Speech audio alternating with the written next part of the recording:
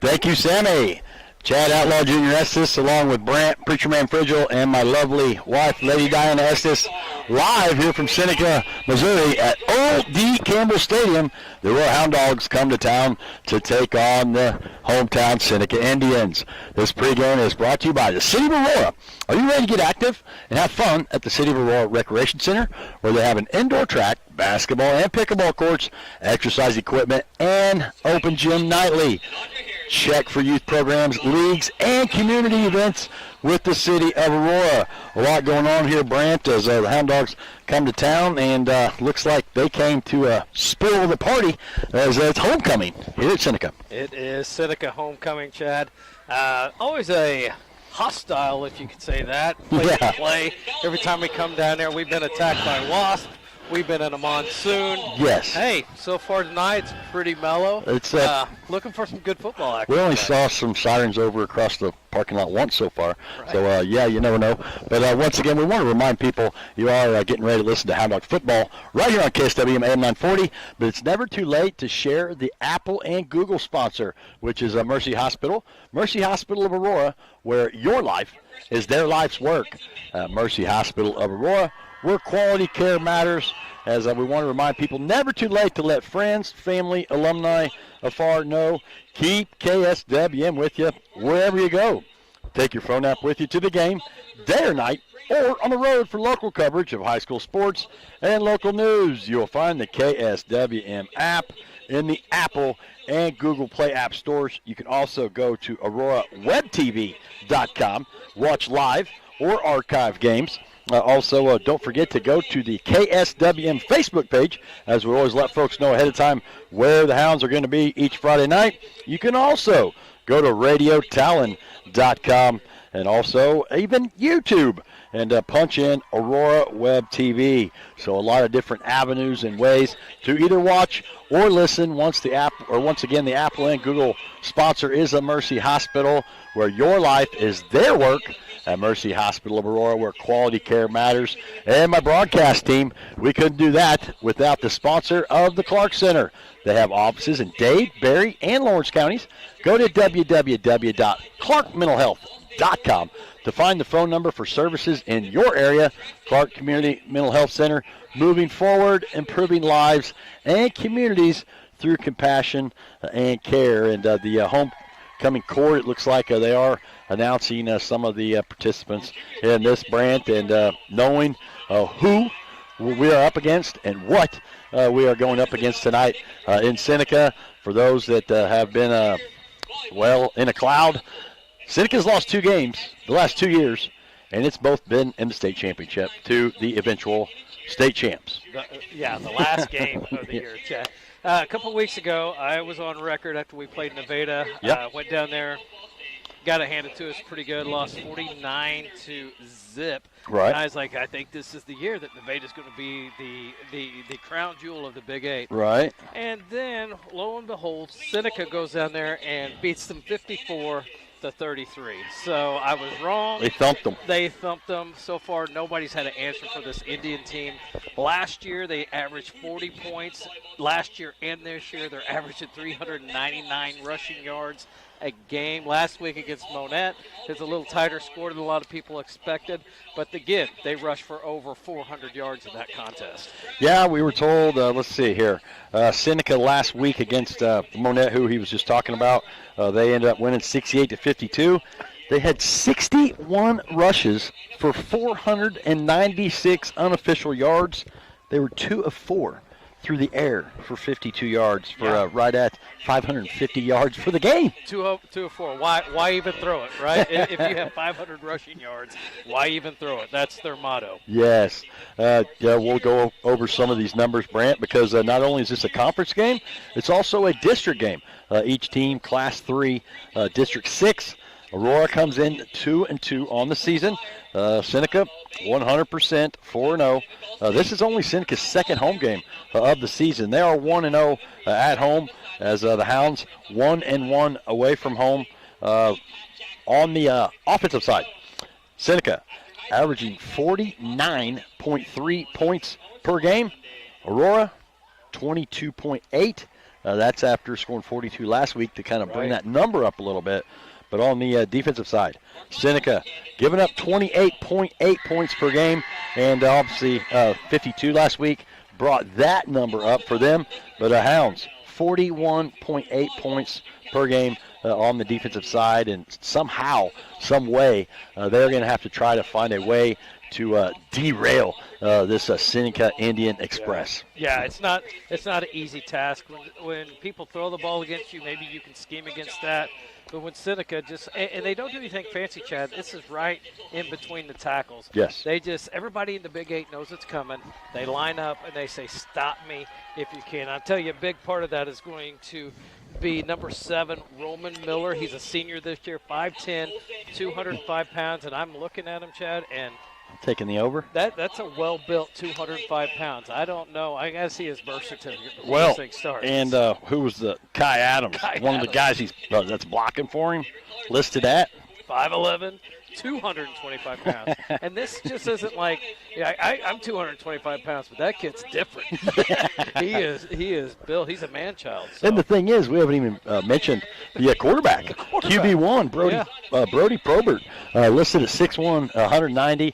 He will have the ball in his hands most of the night. They like Brent said, running on the ground, but also out of the pistol, where he can take it up the middle. Yeah. He can fake it to Miller, option to Miller. You're going to hear Probert and Miller's name a lot through this broadcast. A lot of read options out here tonight. So you always bring me some keys to victory.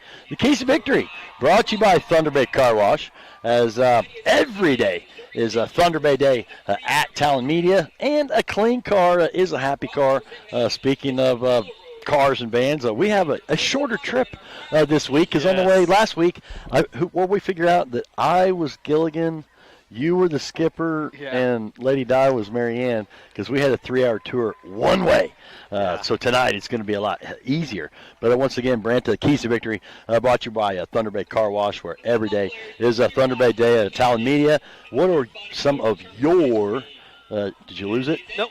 Okay, what are some of your keys to victory? Well, Chad, we've already talked about it. I mean, almost 450 yards of rushing a game. We have to. I don't know what Coach Keim's going to do, but he's got to scheme something up to stop this run attack. I think my chances of Seneca in the air, they're pretty decent in the air too. Sure. But they just don't have to throw. But we have to stop this running game. And again, on offense, we've got to put some drives together. The big athletes they got on offense, or is also their all-state linebacker. A lot of those linebackers are coming back, all Big 8 from last year. They are senior heavy. But Seneca, it just seems like just a couple years ago, it was Mars and Graham. They reload. They reload every year. We were down here last year listening to, they were introducing their JV, which our JV did well. No, it was the Mighty Mites. Mighty Mites. And from high school down, we figured it up. They lost 3 games all year, from third grade to seniors in high school. That's right. So it's a pretty good record. So the last 2 years, 13-1 and 13-1. We do know one thing, though, Brant. There will be a new Class 3 champion this year, because last year Blair Oaks beat Seneca. Blair Oaks went down to Class 2. 2A. I don't know how you win state 3A, then you go down a class. Enrollment. It's about enrollment. I don't know. It's a private school, so maybe with things that's happened the last 5 years, maybe some people can't afford to or don't want to pay that extra tuition. I don't know. All our opinions are our own. Yeah. So the other key to victory, Chad, on defense, we kind of got off of that. Defense, offensively, we're going to have to find a way to run the ball. Yes. We just do. We got to take some of that pressure off. Sustain drives. Find a way to move the chains. We can't go 3 and out, because this Indian team will run us out of the game quickly if we let them to. Yep, and got to be disciplined here. There's a lot of folk, they're announcing the court over there right now. The Seneca Indian stands are packed. They got it going on here, dude. They got some tailgate going on. The track's rounded up all the way. The band's getting ready to come out here. And if I was Coach Keim, I'd use that. There's a reason you schedule homecoming on certain games. This is only their second home game. Right. This is their second home game, and they looked at the schedule and said, hey, did they want Aurora as their date? Is that what you're saying? I would say that. Whether they did or not, if I was Coach Keim, I'd be like, this is bulletin board material here.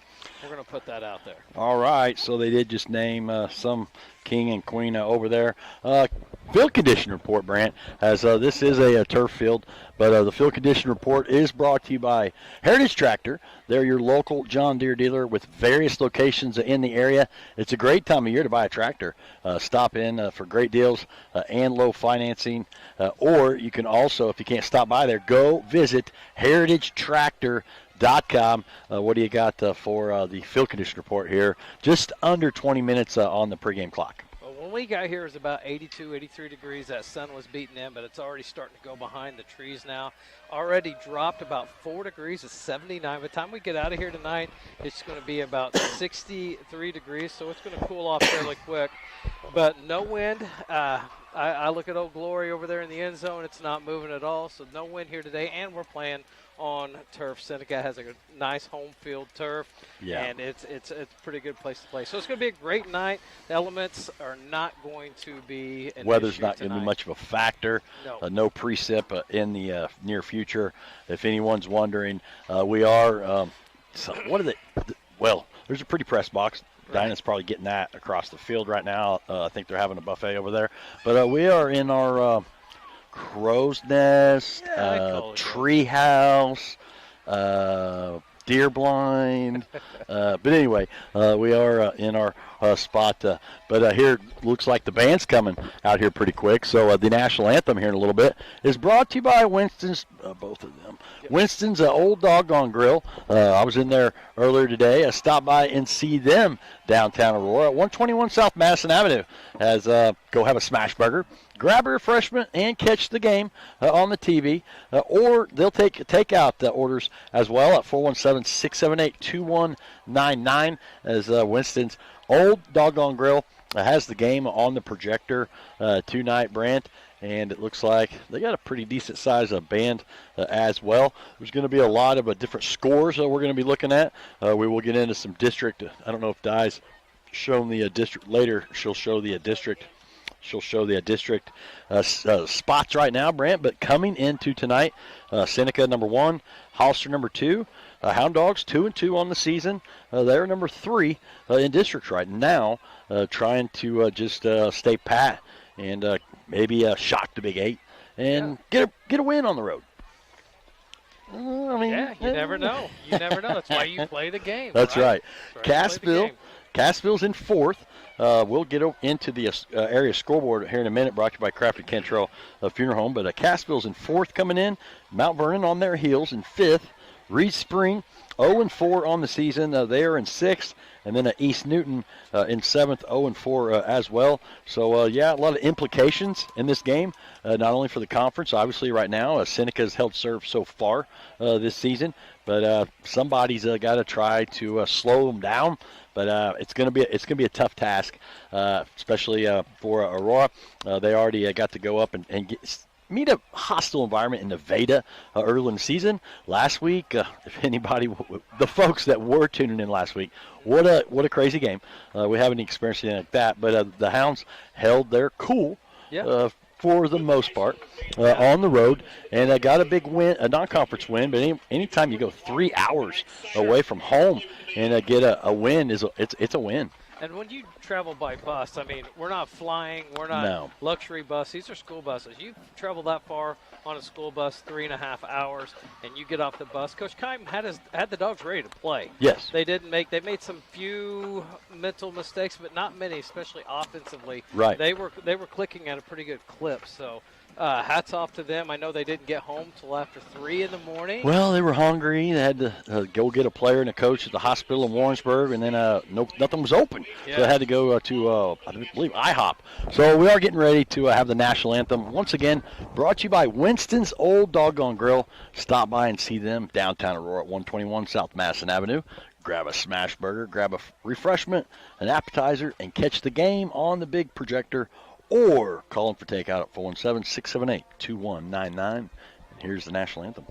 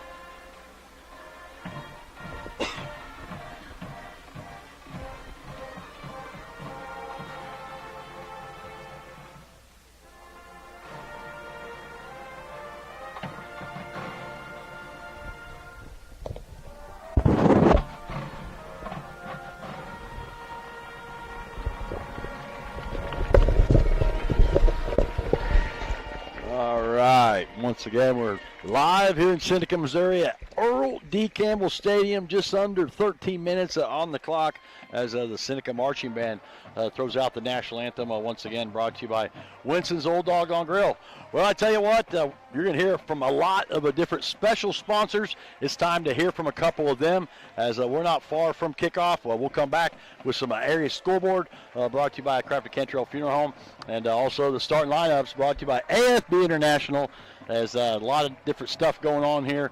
Sportsmanship reminder also brought to you by Access Family Care. So we're under 12 minutes in the pregame. You're listening to the pregame once again brought to you by City of Aurora. You're listening to Hound Dog Football right here on KSWM AM 940.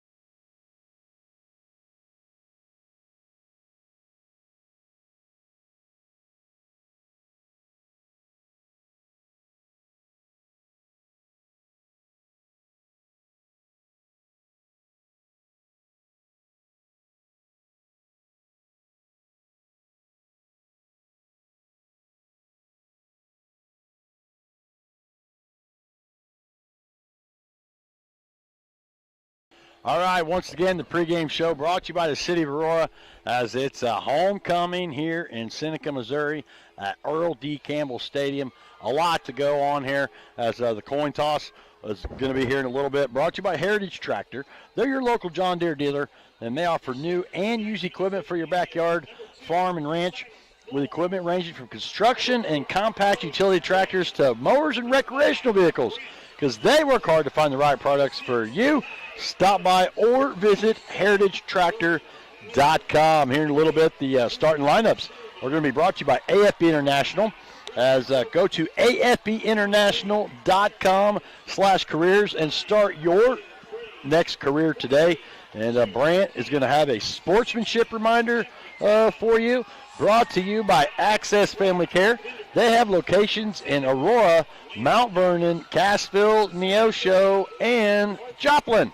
All right, whether it's balls or strikes, fouls or flags, your referees and game officials are a vital part of high school athletics. If you've ever tried your hand at officiating, you know it's hard, and these men and women, and you certainly know that they would never miss a call intentionally. Keep these things in mind when you attend sporting events. After all, respecting officials and authority figures is one of the most valuable lessons that we can teach our students. This message has been brought to you by your friends at Talon Media and the Missouri State High School Activities Association. Thank you much, Brant. As I will go over some of the games here in the area. Once again, the area scoreboard brought to you by Craft and Cantrell Funeral Home, where they honor your loved ones with caring and compassionate care. At Craft and Cantrell, their goal is to lighten your burden in your time of sorrow. Sammy always sets me up. I appreciate our sports director set me up with the paperwork.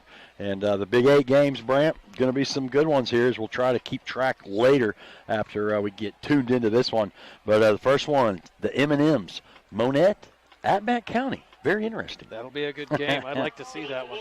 I anticipate a high-scoring event over there. Oh, yeah. Maybe put some extra bulbs in the scoreboard. There you go. Here come the Hound Dogs. Hound Dogs are in their white pants and white jerseys with black numbers, Brant, and we should have no problem seeing these numbers. Plus, we're close to this sideline as well. But Hounds in black helmet with a red hound with a red stripe down the middle. Harrisonville, the Battle of the Vills. Harrisonville at Cassville. Cassville 1-3 on the season at home. Harrisonville 4-0. That ought to be an interesting one. Yeah, Harrisonville's a powerhouse, but when you think of those district standings, they are a bigger school. So Class Cassville 4 will get bonus points for playing a bigger school today. Very correct. Lamar at Mount Vernon.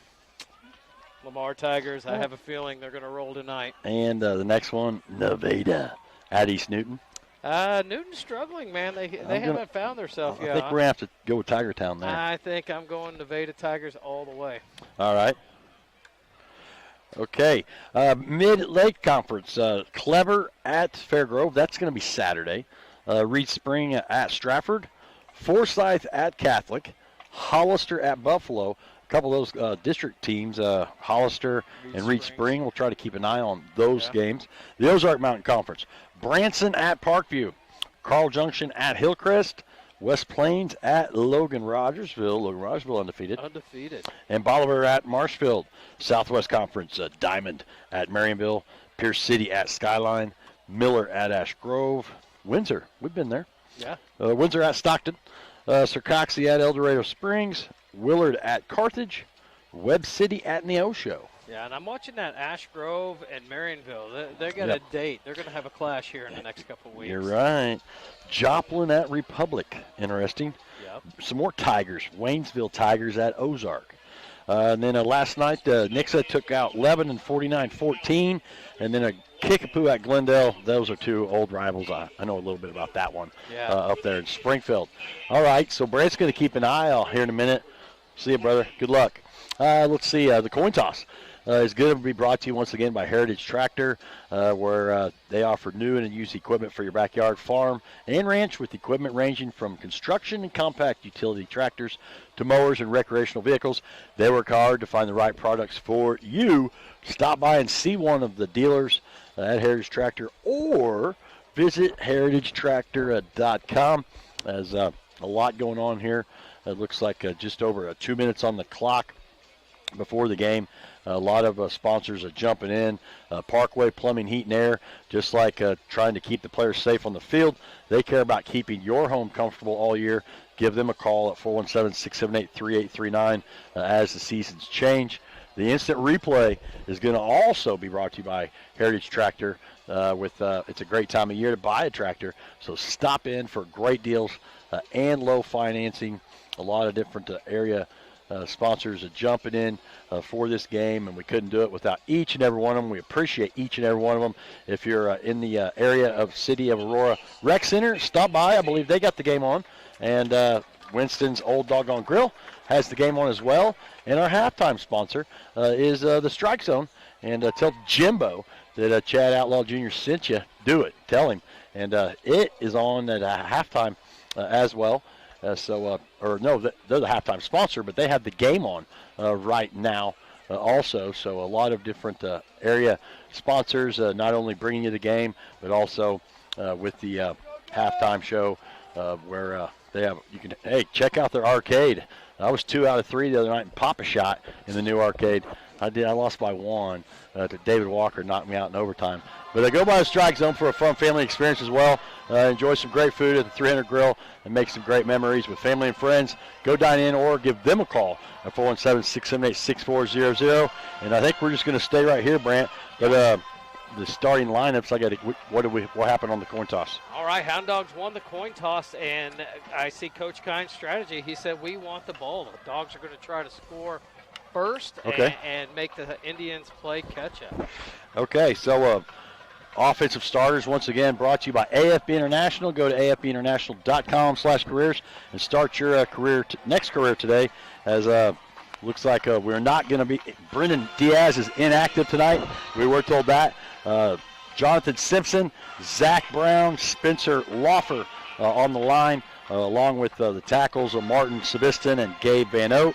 Omar Freeze, Tarek Rackley, Braden Allen, Sean Sawyers will be some of your receivers.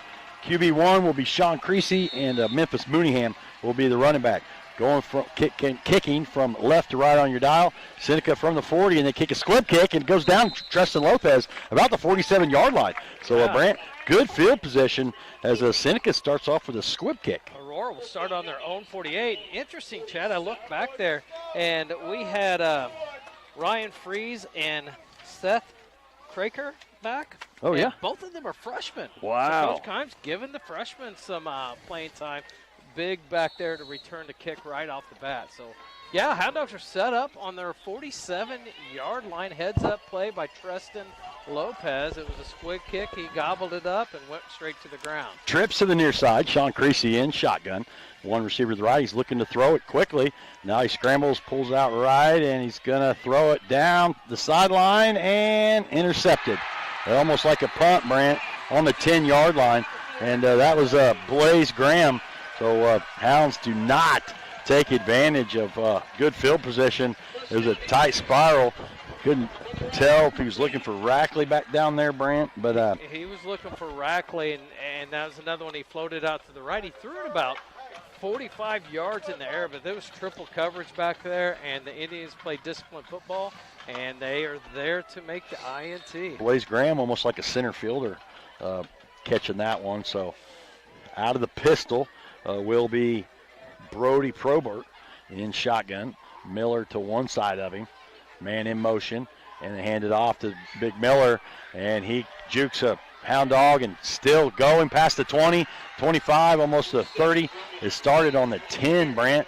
So that's going to be about a 19 or 20-yard gain right off the bat, and you're going to hear a lot of Roman Miller as once again he's listed at 5'10", 205, and he got about 20, 21 on that carry and broke a couple tackles and just does what Miller does. And they are in a pistol formation, but it's almost like a power eye because there's a fullback and a running back. Now Probert calls his own number on the left side. He's going to take it across the 40, the 45, and knocked out of bounds. It started on the 31.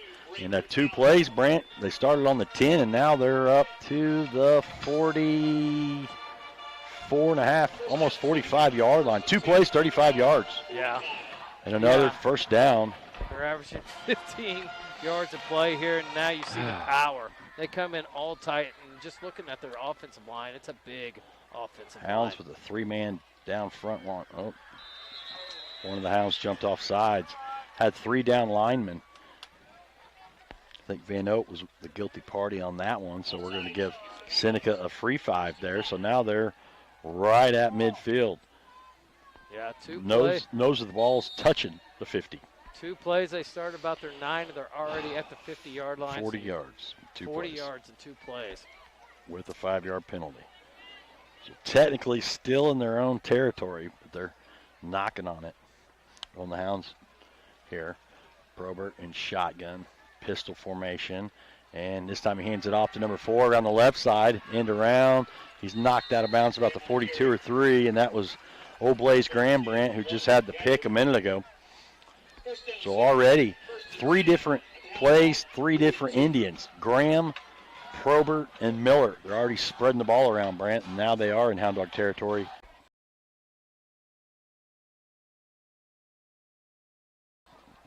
We're 1 minute into the ball game here.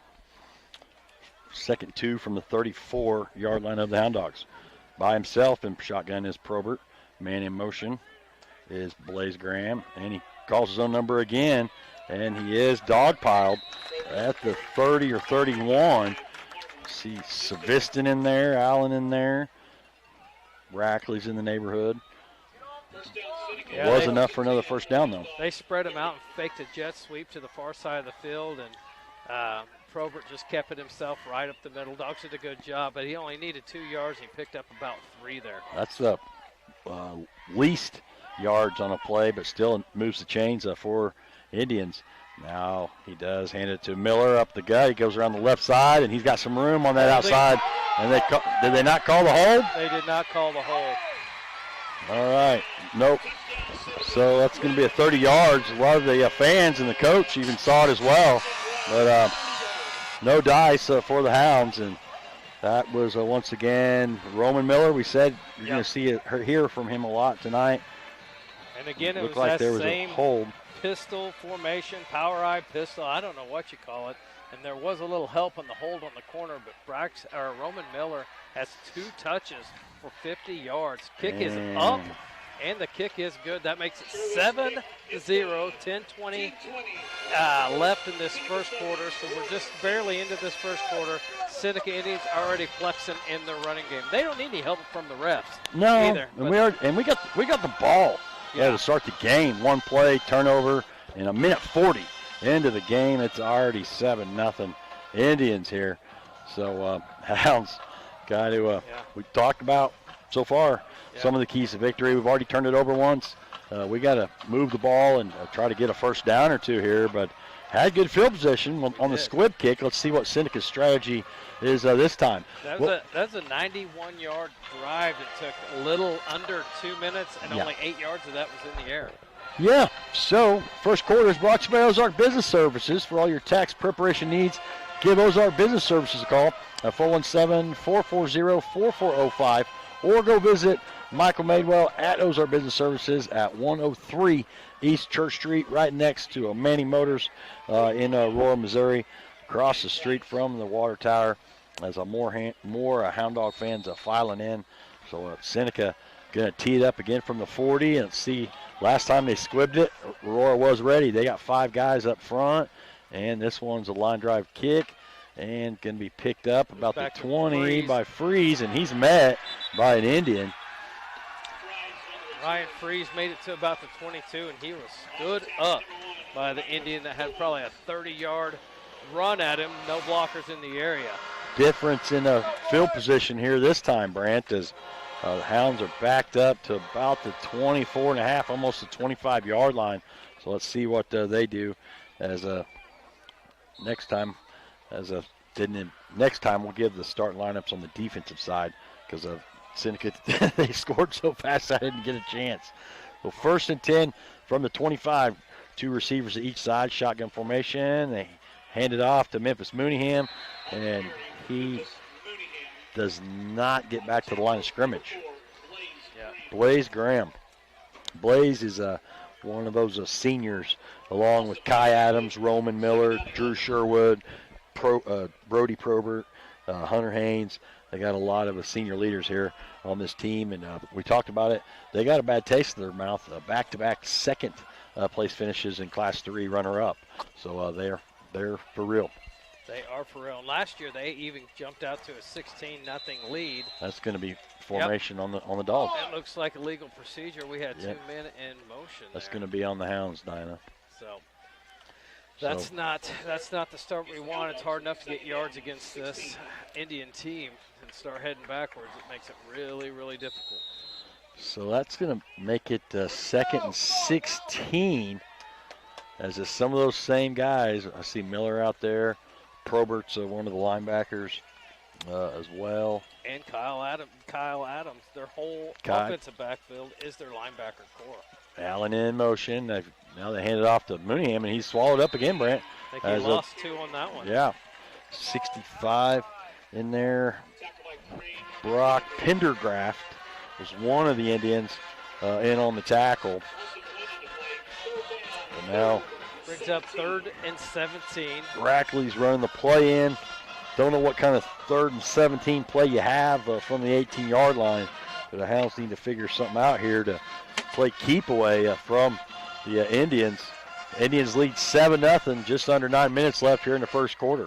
Live from Seneca, Missouri. 3 receivers to the near side. Shotgun is Creasy. High snap. He does recover it. And screen to Memphis, and he's met as looks like Probert, the quarterback, the QB1. They were looking for a screen, Brent, and to know where for Memphis to go once again. And it's going to be loss of 3 on the play. First completion of the game for the Hounds, but they went backwards. Yeah, it was just a simple swing pass, and Probert was all over it. As soon as Memphis touched the ball, he was down. It looks like Guido is on to punt. Juan Guido will be the punter, and he's standing on the 2? 2, and Blaze Graham is back about the 45-yard line for the Indians. And I don't know what just happened here. Timeout Aurora, so a little bit of confusion. So the Hounds backed up and then have to call a timeout. I'm looking for my timeout. Brought to you by Heller Heat and Air. Give them a call for your fall furnace checkup at 417-678-0402. And 4th and 20 from the 15-yard line. Guido, first-year punter. He has had some experience, Brant, as Braden Allen started the season as a punter. Had an ankle injury a couple weeks ago, so they moved Juan to punter. So Guido had a heads-up play last week. He was going to get his punt blocked, pulled it down, did. Ran around the edge for a big first down. That's right. That was huge in the game at the time. So Graham stands on the Hound Dog 45. Guido's on the 2. And he does get the kick off, spiral to about the 50. Blaze Graham goes back to 48. Now it's the 40-yard line, and he's tackled. And give credit where credit's due, as that was Zach Freeze, the 3 brothers. Zach's the junior, and he made a tackle.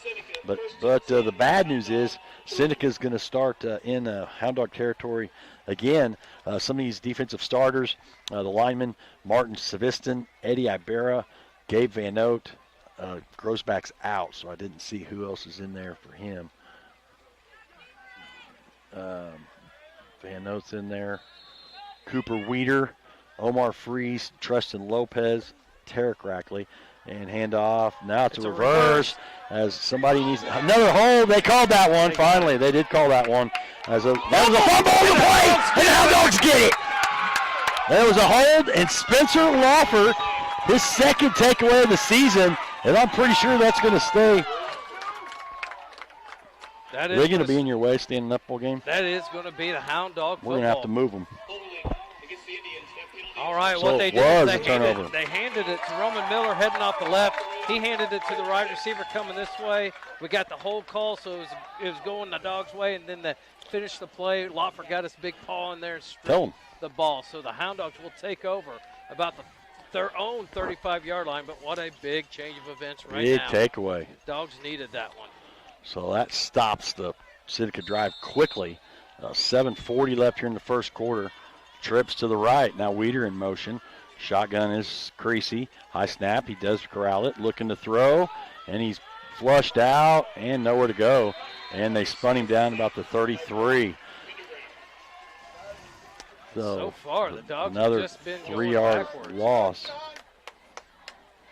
3-yard loss for the Dogs. Bring up second and 13. 7:20 left in the first quarter. 7-0 Seneca. We just got to get something to start moving forward, Chad, to take some of the pressure off these 3rd and longs. All right, 2nd and 13 from the 33. Trips to the near hash. Shotgun formation, 2 receivers to the right. No running backs back there with Creasy. Shotgun looking to throw it. Quick hitter, and it's caught by Allen on the 40. Gets up to about the 43. So that's going to be a 10-yard gain, Brant. Going to bring up about 3rd and 3. Manageable here. Yeah. Where a little easier play call here on the 3rd and 3 instead of 3rd and 16. Yeah, the Indians are given. You can see the respect they have for Braden Allen and Sawyers out there. They're 10 yards off. Allen just ran out there and hooked up about 9 yards. It's simple pitch and catch, and good pickup for the Dogs. 5th game. Go ahead. Yeah, 5th game of the season, but it seems like Allen is the possession receiver. He is. For Creasy. Comfortable. Yeah. Trips to the near side again here. Shotgun and high snap. He does get it. And now he's looking to throw it to the right. Caught again by who? Braden Allen. That one started on the 43. He gets across the Seneca 45 for another first down. Looks like they spot on the 44, Brant. So what, 7 and 6? Can give him about 13 on that catch. And that is a first down brought to you by Pettit Law Office, where they are a local legal team practicing personal injury, workman's comp, and estate planning. Give them a call at 417-678-2187. And now Brant getting some yards through the air. Still haven't figured out the ground attack yet, but looks like one running back, Mooneyham back there, trips to the far side. Sawyer's over here by himself. Shotgun is Sean. And this high snap, he does get it. He's flushed out, and he's running for his life, but now he's going to tuck it and get what he can, and gets about back to the line of scrimmage, Brant. But that was a high snap, and once again, for the folks at home that got to see it, that was just Sean showing his athleticism to not let that be a negative dead play. That could have been bad. That was almost bad. It was a bad snap. He had turned around, messed up all the timing. By the time Sean turned around and faced the right direction, there was 3 or 4 Indians all over him. Yeah. So back to the line of scrimmage. No gain on the play, but Seneca had their ears peeled back with that high snap. And now trips to the near side here. Mooneyham behind Creasy in shotgun formation, one receiver to the right. Another high snap, but he gets it again. And now, once again, the timing's messed up. And he throws it across the field and almost intercepted as Mooneyham had to break it up. As that's a Probert. As Sean, back-to-back high snaps. At that time, he threw it across his body, across the field, Brant. And if Mooneyham doesn't break that up, that's a pick 6. That was I think Creasy just had to throw that one up. A little bit of desperation just to get rid of the ball, man. Yeah, but had a lot of heat almost on him. too much air under it. Gave that Indian a time to, like I said, good job by Mooneyham to break that up. So quickly, 5:53 left here in the first quarter. Seneca 7-0, leading over the Hounds. 3rd and 10 from the 44-yard line of Seneca. Shotgun again for this time. It is a good snap. And Sean's looking to throw a quick one across the middle. Sawyers, it's caught about the 30 to the 26. Started on the 44. So what's that, about 18 yards, Brant? And that one is Sean Sawyers, as there's brothers here. Well, good job by him to sometimes you got to be tough catching that across the middle. But Seneca had a little bubble there where they were leaving Hound open across the middle, and good job by Sean to find him. Yeah, what I see when Sean has time and the receivers have time to run the routes, and it's a great snap, I mean, we're getting completions. Trips to the near side. Shotgun again. Creasy's running and throws a laser incomplete as he was looking for Omar Freeze there, as Omar's the sophomore, but Sean had to move his feet quickly inside or in the pocket and stepped up and tried to throw it quickly, but it was incomplete, so that stops the clock with 5:15. 2nd and 10 from the 25, and the Hounds need to get another first down as That last first down a minute ago, once again, was brought to you by Pettit Law Office. They are your local legal team practicing personal injury, workman's comp, and estate planning. 2nd and 10 from the 25. Shotgun formation, and this time he hands it off to Mooneyham. He does cut back and gets about the 24. So for all that trouble, Brant, going to give him 1, but it's hard to run against this Seneca Indian wall up front with the linebackers. So far, they are just getting all sorts of penetration with their front. They only have 3 down linemen, and they're getting penetration with 3 down linemen. They usually bring a linebacker, one of the 4 linebackers, too. So not much room back there in that dog backfield. 2 to each side. Shotgun formation. Mooneyham behind Sean Creasy, and he does roll out to the right. And now he has to put his foot in the turf and makes a throw, and it's incomplete. It was right on the goal line, and it was broke up. Hunter Haynes broke it up. He was looking for Omar Freeze, and now it's 4th and 9 from the 24. I'd say definitely probably going for it. I doubt they're going to have Guido try to attempt this. I don't see him on the field, so they are going to go for it, Brant. Yeah, absolutely. When you're playing a team just like the Indians, you got to take advantage of every opportunity. Yeah, you don't know how many times you're going to get this deep in their territory. 4th and 9 from the 24. 2 receivers each side. Shotgun formation is Sean Creasy, and high snap. He does corral it and screen to Mooneyham, and he tries to make one miss and gets to about the 19. He needed 9, Brant. I think he got about 5. So they tried Silas Ball on the tackle. So it's going to be a TOD, turnover on downs. But that was the best drive of the night for the Hounds. Tried to turn that turnover into 7. They got down to, the 18? Yeah. Okay. And they're still, Creasy is under duress from the minute that ball hits his hands. All day. If we could give him some more time, he's proven that he can find and pick this defense Indians apart a little bit. Handed off to Miller, and he's swallowed up and met. Saviston's in there, Van Note's in there. Maybe a no gain. Yeah, he didn't have much there. Dogs did a great job. Martin Saviston, one of them in there. No gain. So good job by the Hounds. As Wasps are here. Well, wow. Don't just swing at it. It's going to sting us. I whiffed it. I got a piece of it. All right, 2nd and 10. They come back out in that shotgun power I, rolling out to the left. Probert around the left side, and he's running for his life. And then somebody may be gone, Brant. As it started on the 18, they're not going to catch him. Start on the 18. I see fire truck lights, and just like that.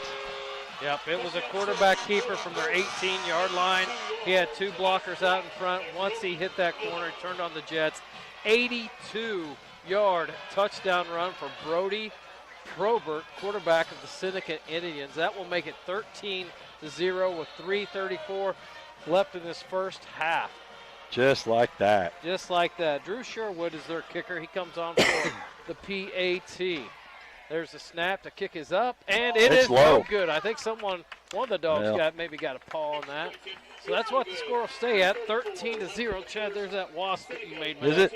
Yeah. Well, maybe it'll sting me in the back of the neck. I hope it gets you. Me, not you. Yeah. Well, yeah, just keep swinging at it. Man, what is it? That was 2 years ago we had wasps here. Yeah. All right. 13-0 is your score. Once again, the first quarter. I forgot to bring that light, too. That'll be interesting later. First quarter, once again, brought to you by Ozark Business Services. A lot going on here as a Seneca homecoming festivities. 13-0 is your score with a 3:30. That just went by your face. They are doing it all on the ground. They have 7 rushes, Chad, for 161 yards here in the first quarter. We knew that this rushing attack was going to be a problem tonight. Yeah, they have athletes. They got leaders, a lot of seniors, and we've talked about it. They got a program. And we talked about it. There's 2 things you can't really teach: experience and speed. Yeah. You have it or you don't. Yeah. And Seneca has both right now. They do, and they've been at it for a while now, and that's kind of what Coach Keim's trying to build here at Aurora. All right, and another kick. This one's going to go out of bounds. Let it go. Good job. So that's going to be a penalty as I'm looking for my read here. Penalty, I can't. Oh, right there. That penalty is brought to you by the Garden Exchange, where you'll never be penalized for holding their coffee. As Make the Right Call, go visit them downtown Aurora. Oh, at 22 East Olive Street in Aurora, Missouri. Sorry, that one went by my face. I don't know what's going on here. So Hounds need to do kind of what they did there, as they found some ways to get some first downs on the through the air. Yeah. And what they need to do, they need to figure out, maybe keep it back in or something. They just need to give Creasy a little more time so he's not running. He can set his feet and make the accurate throw. Looks like there's a little confusion here. 8 seconds left on the play clock. 5. Hounds finally get lined up. Shotgun, 2 receivers to each side, and he fakes the handoff. And now he's running for his life again. I think he's just going to have to tuck it and get what he can. The 40, the 45, and the 50. So that's a 15-yard scamper by Sean Creasy, and he had to do that with his legs, Brant, as they cut him off where he couldn't roll out to the right. Had to cut back here to the near side. The good thing is it's near the Aurora sideline, so Coach Keim can come out and give the play. Plenty of play clock at 25 and counting here.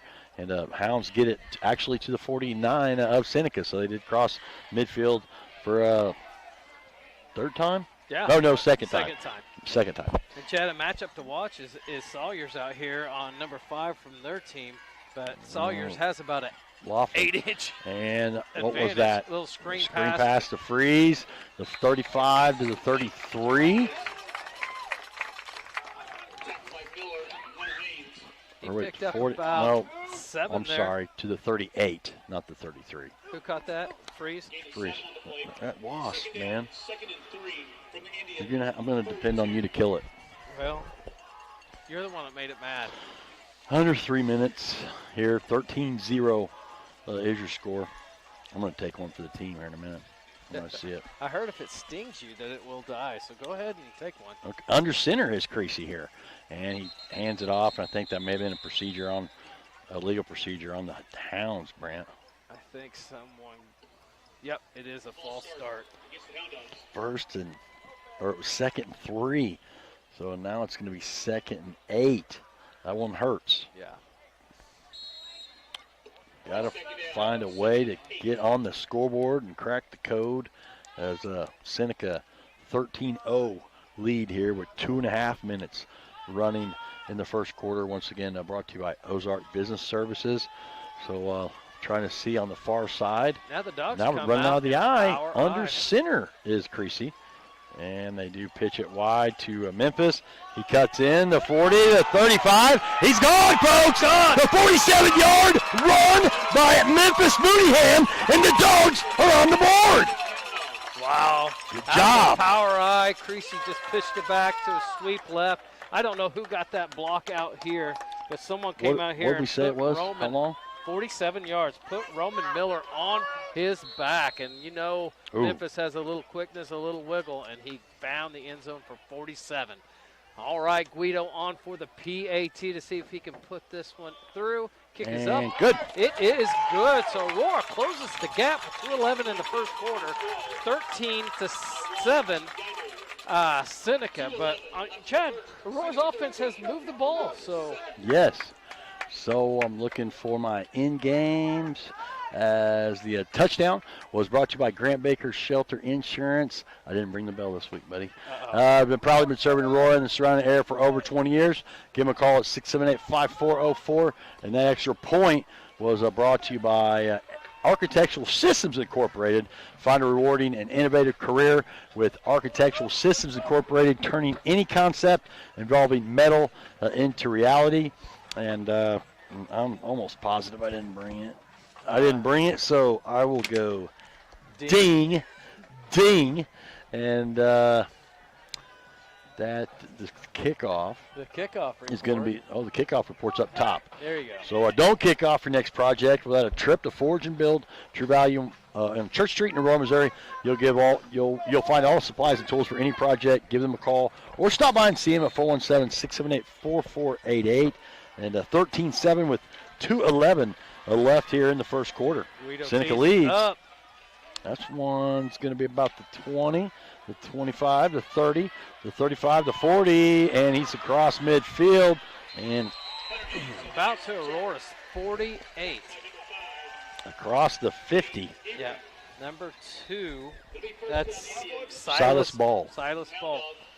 Like we said earlier, folks, we are in the crow's nest here. We have no lights. We're trying to read our game reads in the dark. No walls. There's a wasp that's circling us. We're going to get him here in a minute. But you know what? Hound Dogs are playing good so far. 13-7 Indians with 2:04 left in this first quarter. Back to pistol. They hand it off to Roman Miller on the left side. He gets across the 30 or the 40 to about the 36. Start on the 48. So we're going to have to give him a dozen and another first down for Seneca, as Hounds did get on the board there with a 47-yard run by Mooneyham. PAT was good by Juan Guido to close the gap at 13-7. Under 2 minutes left here in the first quarter from Earl D. Campbell Stadium in Seneca, Missouri. Once again, the pistol is Probert.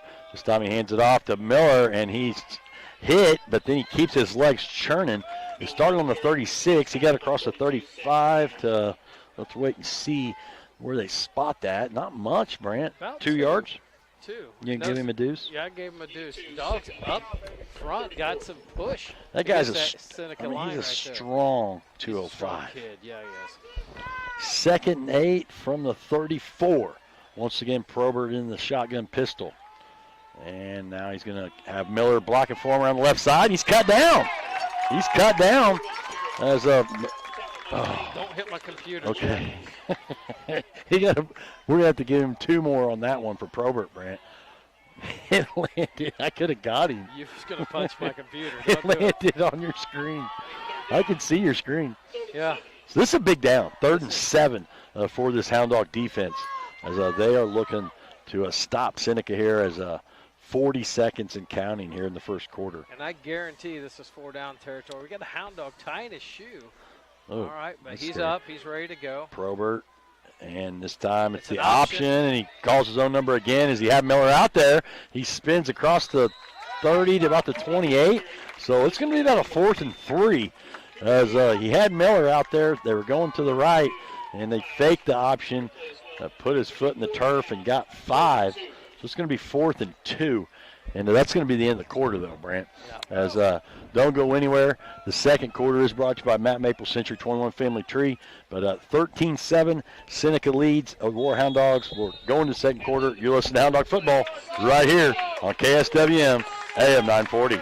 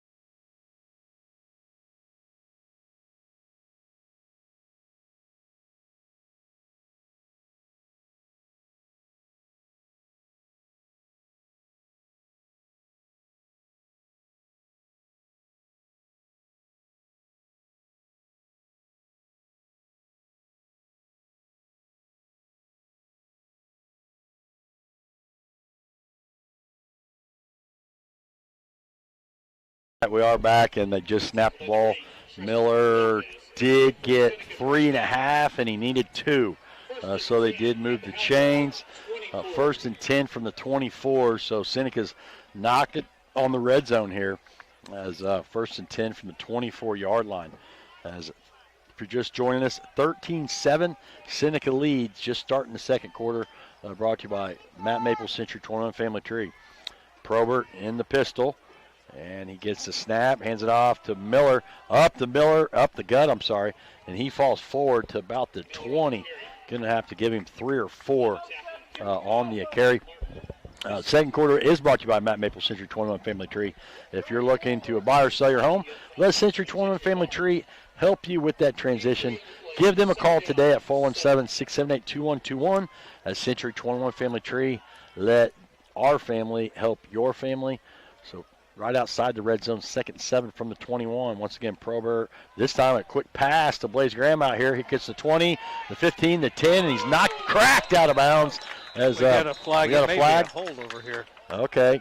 Braden Allen, that's a candidate for a hard hit of the game. Once again, brought to you by Hound Dog Barbershop. Corey Gray celebrating his 21st year down there.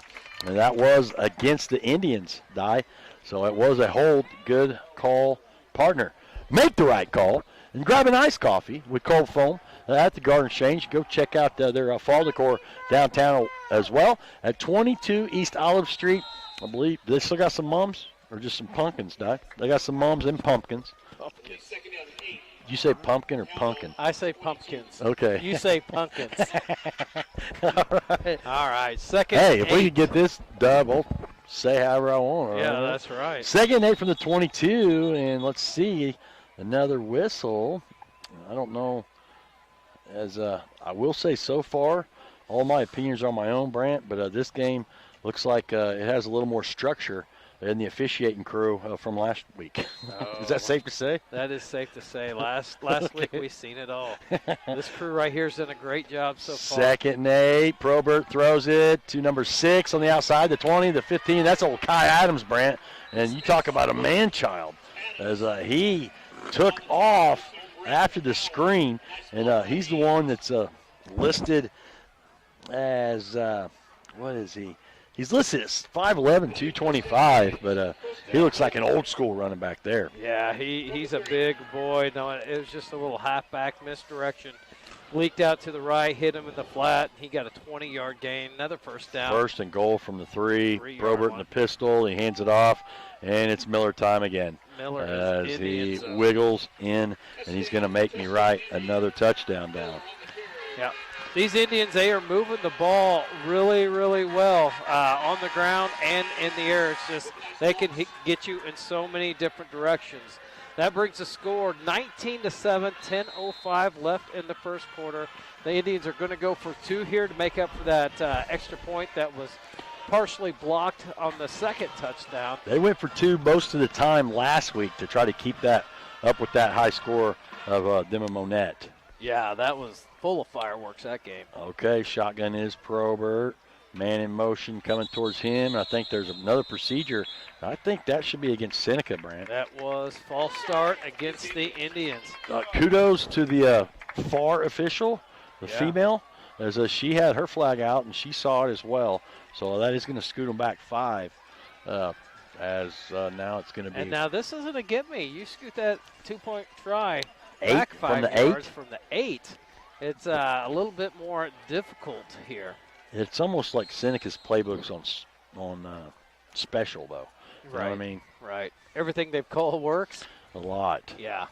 More times than not. They come out. But they are staying with the 2-point conversion, though. They are. 2 receivers to the right. He's looking to throw it. Is Probert. And quickly, is it caught? He Yep. caught it. Good ball Female placement. official right in front of her. Powell was right there in good position, but it was just a better throw. A better throw beats good position there, and only where his receiver could catch it. They extend the lead 21-7, 10:05 left in the quarter. Experienced quarterback right there. He kind of knew what he wanted to do, and I used to said it a minute ago. Sometimes when they get their feet set, he did. He threw a tight spiral to his man where only his man could catch it. So now it's back conventionally 21-7. Seneca leads. 10:05 left here in the second quarter. Plenty of time left. But the Hounds had their best play of the night. The last offensive play, a 47-yard run by Mooneyham. For the most part, Seneca's bottled up the run game until that last run. So that was a good, some good news for Aurora on that key. But the possession before that, Aurora drove it deep into Seneca territory. So the Hounds are moving the ball. They need another big drive here just to try to. Seth Craker, Brant, as he's getting some more playing time, but he let it go out of bounds. So another penalty, and I don't want you to be flagged for holding the wrong coffee because I want you to choose the Garden Exchange. Go visit them at 22 East Olive Street in Aurora, Missouri. So a decent field position for the second best for Aurora other than the opening kick, Brant. They're going to start from the 35. Yep. Their own 35. Yep. This is the second start from the 35. Second kickoff that's went out of bounds. So it hasn't been bad starting position for the Dogs all night. Let's see what they can do here. Never too late to check out the Apple and Google sponsor Mercy Hospital, where your life is their work. Mercy Hospital of Aurora, where quality care matters. AuroraWebTV.com. KSWM AM 940. Shotgun snap, trips to this side. Sean looking to throw it, and he does throw it number 4, and it was incomplete as it was kind of thrown behind him, and that's old James Powell, Brant. And there was a crease there across the middle. But Sean, I believe it was maybe thrown just barely behind James instead of leading him. He had to reach back, and it was. I think if he'd have led him a little bit more, that may have been an interception. Probert was right there, too. So it was a tight window. Maybe we just saw him a little bit late. A lot of injured Hounds for Aurora tonight, too. We saw some different ones out. Grosbeck out. Bueller out. Diaz inactive.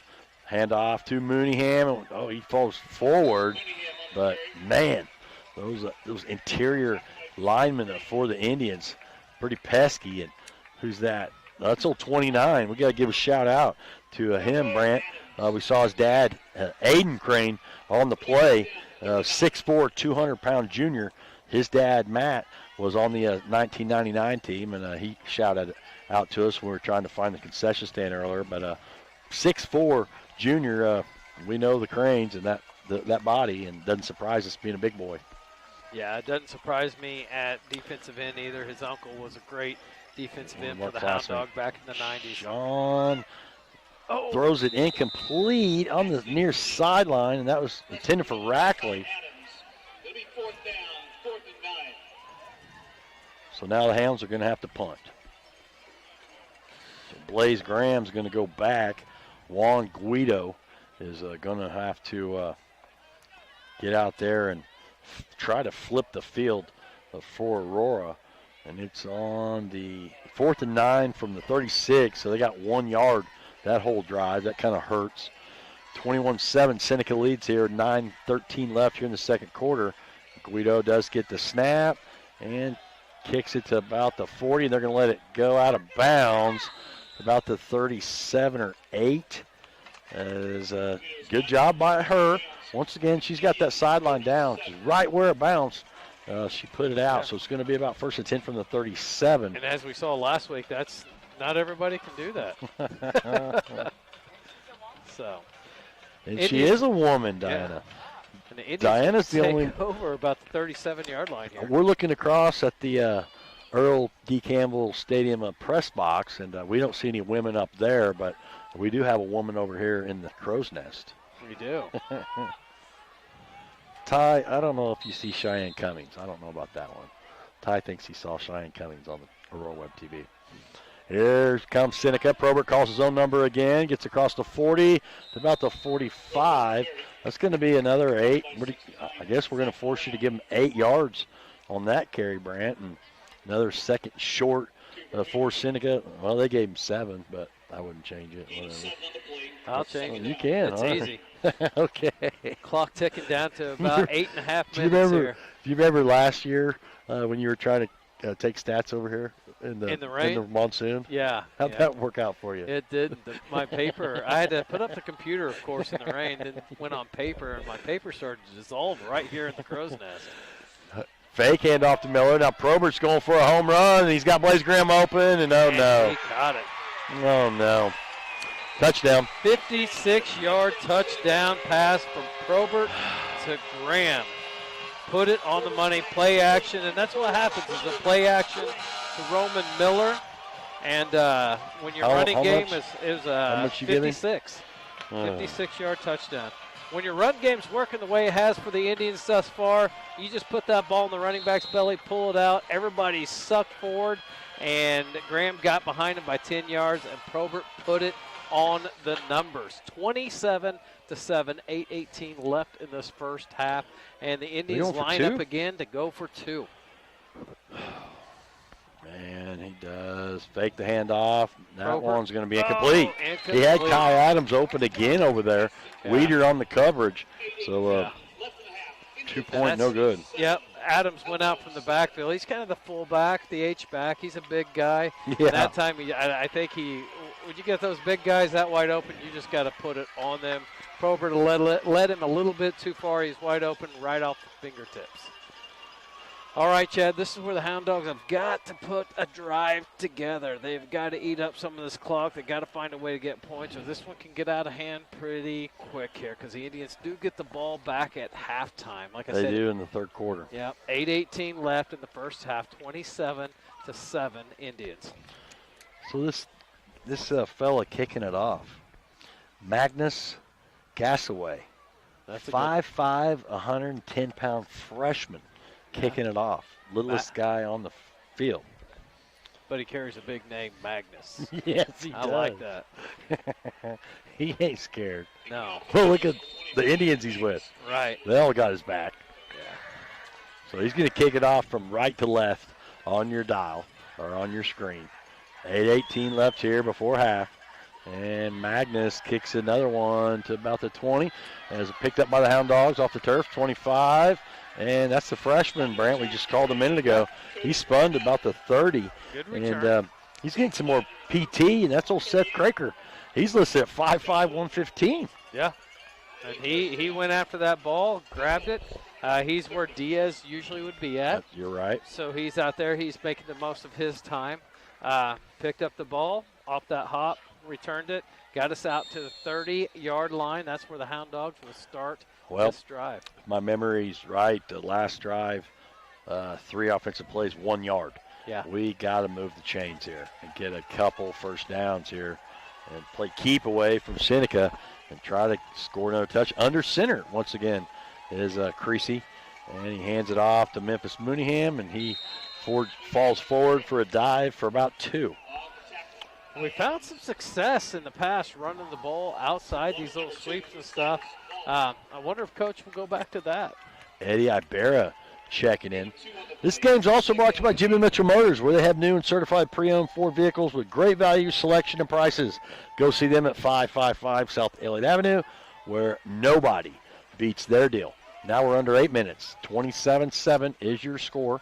Seneca leads over Aurora in Seneca, Missouri. And another dive to Mooneyham, and he gets another 1 or 2. It's starting on 32. Wait for the pile to clean up there. They did move the yard marker across the field about 2 yards, Brant. Yeah. So another third down. 3rd and 6. This is a big third down here. 3rd and 6 from the 34. Creasy gets the play with 25 on the play clock from a coach, Ty Kime. And now he calls Creasy back with 17 on the play clock. They're going to have to hustle here once he runs to the 10 on the huddle on the clock. He breaks the huddle with 8. Now they run up to the line, got to get set. 5, 4, 3, 2, and they didn't get it. Nope. Just kind of saw that one coming, Brant. Kime saying, I'm reading his lips saying we got the play off. I could hear him through my headset, but I don't think they're going to agree with that.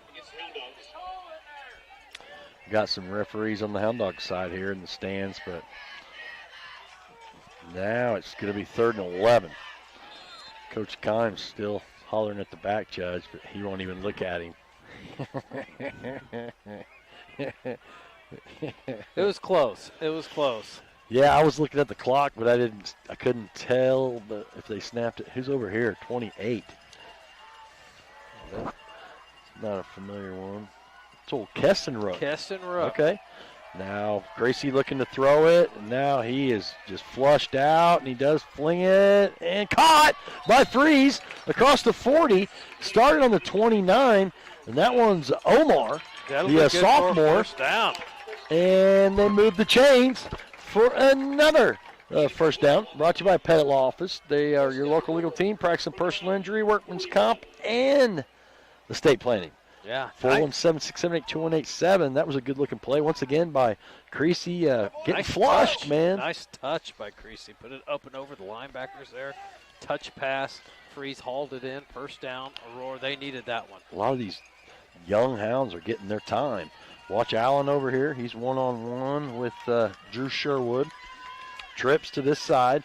Sean looking to throw it quickly, and it was almost intercepted by Kai Adams. He had Allen on the slant, but I think Adams just had enough detoured Allen's vision, Brant. Yeah, I don't think he saw it. Yeah, that one was tough because it was almost picked, but they had a streaking Allen with a slant across the middle.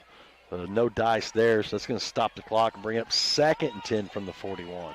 Hounds on their own 41. Stops the clock with 6:12.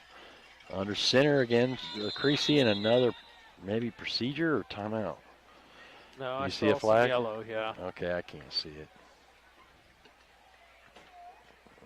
What are they? False start. False start on the Hound Dogs.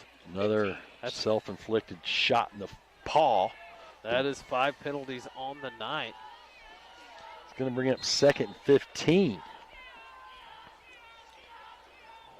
It's homecoming here at Seneca from Earl D. Campbell Stadium. Not the guy that played for University of Texas. Not that Earl Campbell. Sawyer's to the left, Allen to the right. Hounds out of the eye.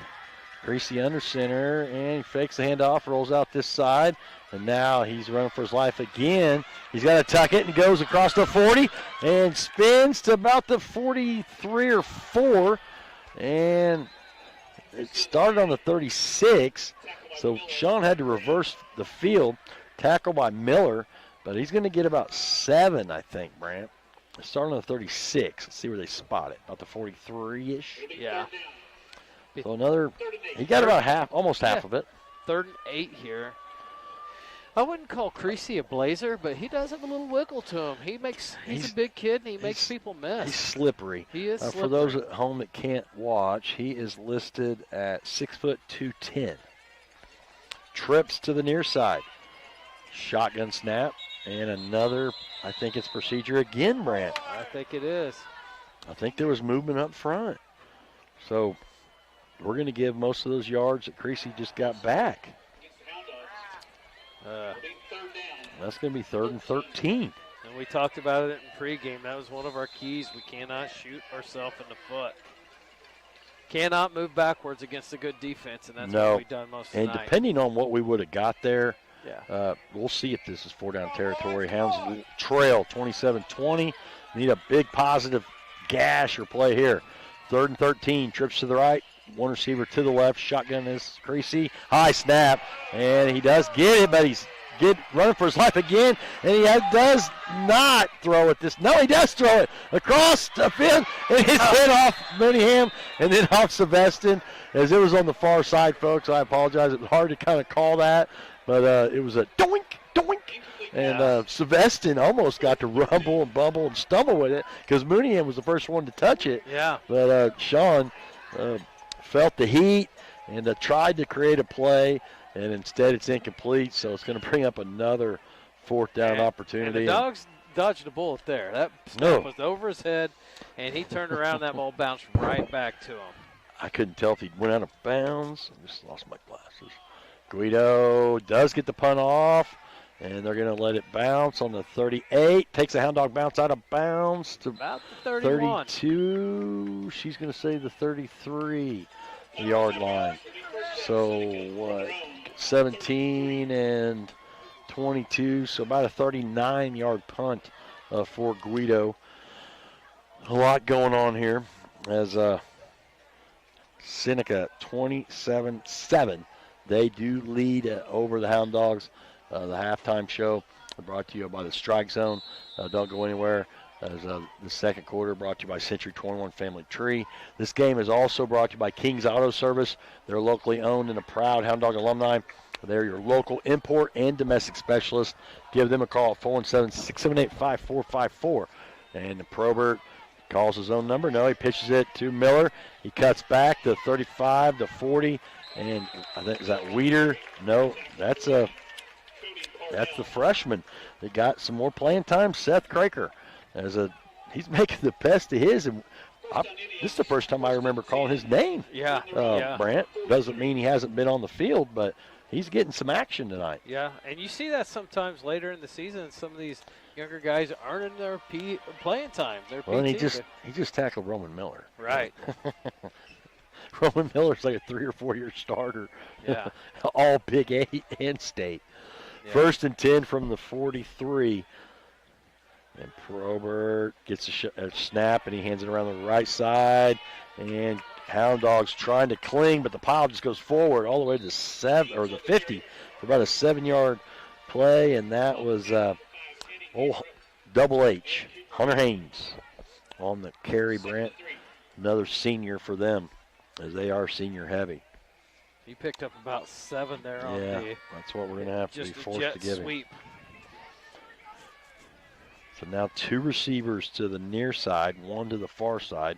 Probert in the backfield, shotgun with Miller. Miller's on his left, and he fakes the handoff to Miller, and now he's looking to throw it all again, and incomplete. As it was intended for Drew Sherwood, who's 6'1", 165. Sawyers was in the neighborhood. It was incomplete, so that stops the clock and brings up 3rd and 3. 3rd and 3, 3:57 left in the half, 27-7 Indians, and the Indians are at midfield here. We will be giving something away at a halftime, so don't go anywhere. Talon Media has a couple partners with that. 3rd and 3 from the 50, and he fakes the handoff, calls his own number across the 45, and now he's outside again, Brad, at the 40, the 35, the 30. He's on the far sideline, and he is tackled as it's around the 20. Let's see who gets up. I think Weeder. Yeah, Weeder on the tackle, but start on the 50. Where are you going to put it down? Gain. 29-yard gain. 29-yard gain. Yeah. I'll take that yard away from him. Okay, do it. Why? Because I can. Yeah, and he's going to add some more. Well, Probert is good. He is. He's probably right now in the running for first team All Big 8. But there's some good quarterbacks in this league. There is. In this conference for sure. 1st and 10 from the 21. Now Kai Adams and Miller in the backfield, and he gives it off to Miller, and he is hit, but he keeps going forward, Brent, and takes a couple dogs with him. Still on it started on the 21, but he dragged a couple dogs with him. Let's see. They're going to give him maybe 5 on that. I heard Lopez's name mentioned. I think Rackley was in the neighborhood again. But face mask against the Hounds. So another penalty, Brant, as that's at least 6 or 7. 7. Okay. 1st and goal from the 9. 3:35 and counting. 27-7. Seneca leading over the Hound Dogs right now. And now they're looking for more as they're inside the red zone. 1st and goal. And it's so hard to keep this powerful offense out. What is that on the 24-yard line? I don't know. Okay. Hand off to Miller, and it is going to be another touchdown for Miller. As we kind of knew that. As we said it in the pregame, we knew Roman Miller was a beast, and he is proving us right, unfortunately. Yeah, and his blockers are getting 5 and 6 yards down the field, and that's a bad sign. If you're not touched for 5 or 6 yards and you're built like Roman Miller, that's going to be a touchdown every time. So that makes it 33-7, 3:10 left in the half. Indians have put. Are they going for 2 again? They're going for 2 again. They come out in a shotgun. Miller's to Probert's right. He fakes it to Miller, keeps it himself, and he is in, Chad. 35-7, 3:10 left in the half. It's like Seneca came out, they put the pedal to the metal, and they have not got their foot off the accelerator yet. They are just... Well, they've turned it over once, but they Yeah. have punted 0 times. They've stopped themselves. Other than that, the Hounds are having a hard time. We said it in the pregame. I think they're averaging 48.2. Well, they're on pace for that and then some. We're going to have to find a way to try to stop them. As now, just try to get on the board. Oh, is it? 80. Okay, that's not what our roster says. Oh, Late okay. edition. All right. Thanks, guys. Number 80 is, we've been corrected. Is What grade? Cody Parnell. Yep, Cody Parnell. We've been given a roster at the beginning of the year, and when changes happen, we don't always know. No. But we know now. Sorry, Cody. We've been giving your props away. Huh? No, he's not. Oh, he is? Okay. Senior? All right. We didn't get that email or All right, so the kick goes memo. to Cody Parnell, number 80. Okay. And he gets it. He returns it out to about the 29 again. Uh-oh. Okay, I was making sure they didn't turn it over. Okay. Let's see if that lasts. Well, he got the PA guy got the memo over there at the buffet in the Earl Campbell Stadium press box. But okay, thank you. We all know a little. Together we know a lot. It takes a village. We'll take it. Thanks for the inside stuff there, folks. Hound Dog Nation putting me and Brent in our right spot. But we were told it was a late edition, a senior. Yeah. Okay. All right. Well, here we go. The Hound Dogs take over about the 30-yard line. 3:05 left in this first half. They come out in the power I again. Under center. And are you kidding me, Brent? I think. I mean, we know this is a homecoming celebration, but it's more like a parade with all these flags, but a lot of it's on the Hounds. That's another one against self-inflicted. The Hounds. False start. False start, and they're starting behind the gun again. Yeah. That's 8 here in the first half on the Hound Dogs. On the road against the number 1 team in Class 3, the Seneca Indians. So far, they are acting like they are the real deal Holyfield. Yeah, there's not much. There's no chinks in the armor out there. They're tough. And handoff up the middle, and it goes backwards, and I couldn't see who the Hound was. That's Memphis. He stayed up, but forward progress was stopped. As Memphis, got to give him credit, tried to shoot through the gap, but there wasn't much of a gap there, Brent. No, we haven't gone back to that little pitch to the outside. We're still trying to get it through the teeth of this deep pitch right up the middle. Well, Memphis loses you're gonna one have, there. Yeah, you have to take a yard away from him. He had a big 47-yard run earlier for the Hounds' only score of the game, along with the PAT from Guido. One receiver to each side. Looks like they are under center running out of the eye again. 2:20 and counting here in the first half. Now Sean's looking to throw, and it's going to be incomplete, as I don't think him and Allen were on the same page, Brant. He threw it in between Allen and Zach Freeze. And here we are, Chad, 3rd and 16, still 2:13. We're going to give this ball back to Indians if we don't get a first down here. Yeah. No, it's not good. And remember, they do get the ball starting the second half. Yeah, Hounds won the toss and threw a pick on the first play of the game. That's how we started it. It's been Seneca ever since. 35-7, 2:13 left. Out of the eye under center is Creasy, and another procedure. I don't know if they're just intimidated, Brant, but I think this may have been the most penalized half for the Hounds, and most of us just coming out of their stance and just not doing mechanics. Right, these are that was offsides against the Hounds, and we're on offense. We just lined up offsides. Yeah. I mean, you're right, these are focus penalties. These are, I don't know, maybe it is we're playing the Indians, the number 1 team in the Big 8. But we are just a little number 1 in the state. And the Big 8. If you look, Chad, I think Braden Allen, he's hobbled a little bit. He is. I saw him take some contact earlier at the goal line, and I think Miller, it was on that Miller touchdown. But now it's 3rd and 21. Shotgun snap. Sean's going to throw it over here, and incomplete. And incomplete as they're looking for Rackley, and double H again. Hunter Haynes breaks it up, and he's not a big guy, 5'7", 145, but there was a little air under it, and he had knocked it to the turf out of bounds, so it stops the clock. And you're right, 2:05 left, and Seneca, they have old Blaze Graham at midfield, and now I don't know if the Hounds got enough players on the field. No. Hound Dogs They're take a timeout. just discombobulated right now. Guys are forgetting they're on the special teams. They're not getting out there. We didn't even have 11 guys on the field. Yeah. We are really trying to get to halftime here and regroup. And these are growing pains. We are playing a lot of younger guys. We are. And this is part of the things that, if it doesn't kill you, it makes you stronger.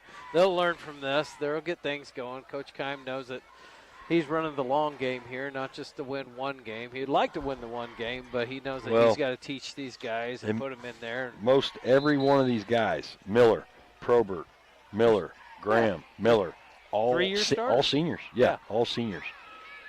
Been to the state championship back-to-back years. Right. As sophomores, juniors, and now wanting to go back. That means you're seniors and then some because you have extra games under you. That's right. Good job there. As Guido gets the punt off, they're going to let it bounce on the 42. Takes the Hound Dog bounce across the 50, and the Indians are getting away from it, and it's going to roll all the way to about the 43-yard line. That was a 19, so 7 plus 31, about a 38-yard punt for Guido. So not bad. Took a Hound Dog bounce. But still, 1st and 10 from the 43, and you got to think Seneca's going to keep their foot on the gas here. Yeah. As they've kind of mixed and matched. They've had a 30-yard run, an 82-yard run, a 3-yard run, and then a 56-yard catch from Graham. So 4 touchdowns on the ground and 1 through the air. Here we go back as pistol is Probert.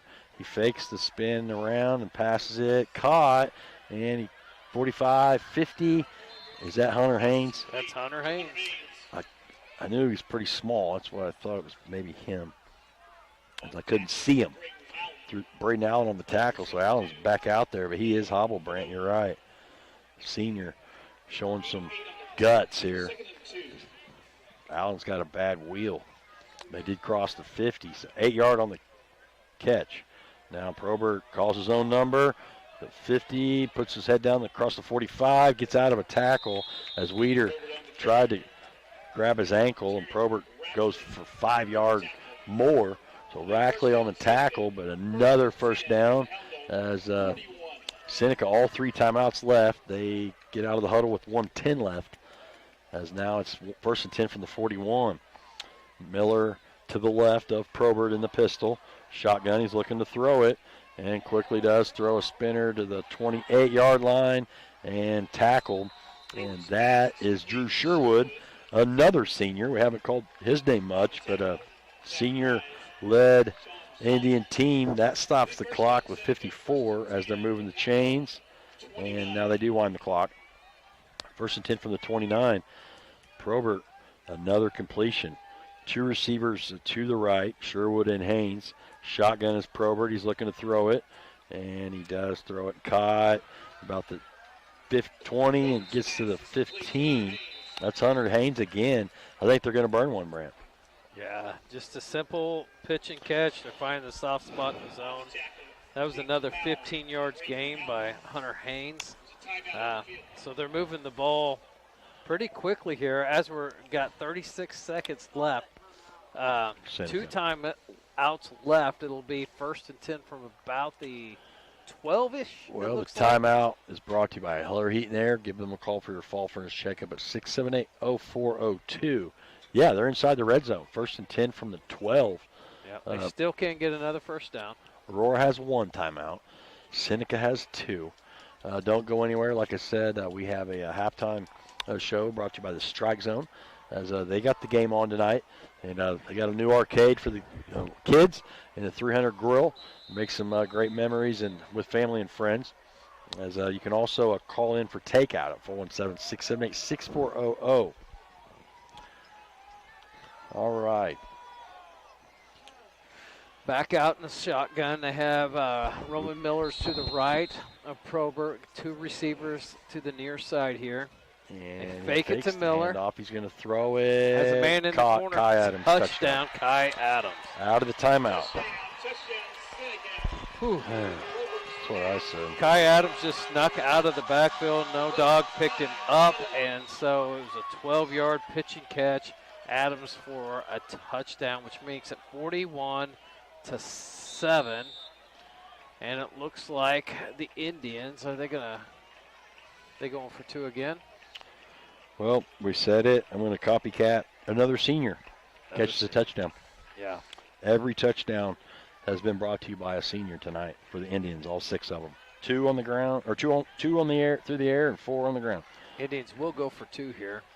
Miller's back there, just a handoff. Nope, Probert fakes. keeps it up the middle. He is Calls in. his own number. So 43-7, 31 seconds left in this half, and it's all Indians at this point. I see a lot of Hound Dogs with their hands on their hips.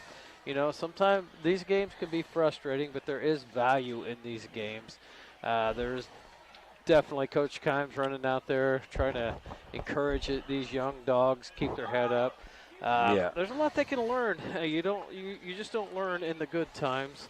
You got to learn from the bad times. Yeah, it's a learning curve, and some of these younger underclassmen are seeing how it's done.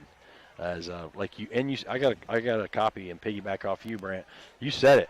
Some of these seniors, last 2 years, they played 13-1. They played 14 games and 14 games, so that's almost another full season there. So it's a senior with some weighted class time on the field that you, like I said, just can't teach that. They've been in the mix the last 2 years in Class 3, and they may be given a run again in Class 4, Brant, because this is one tough Indian team, and 30 years ago they were tough. We know they were tough in the 80s.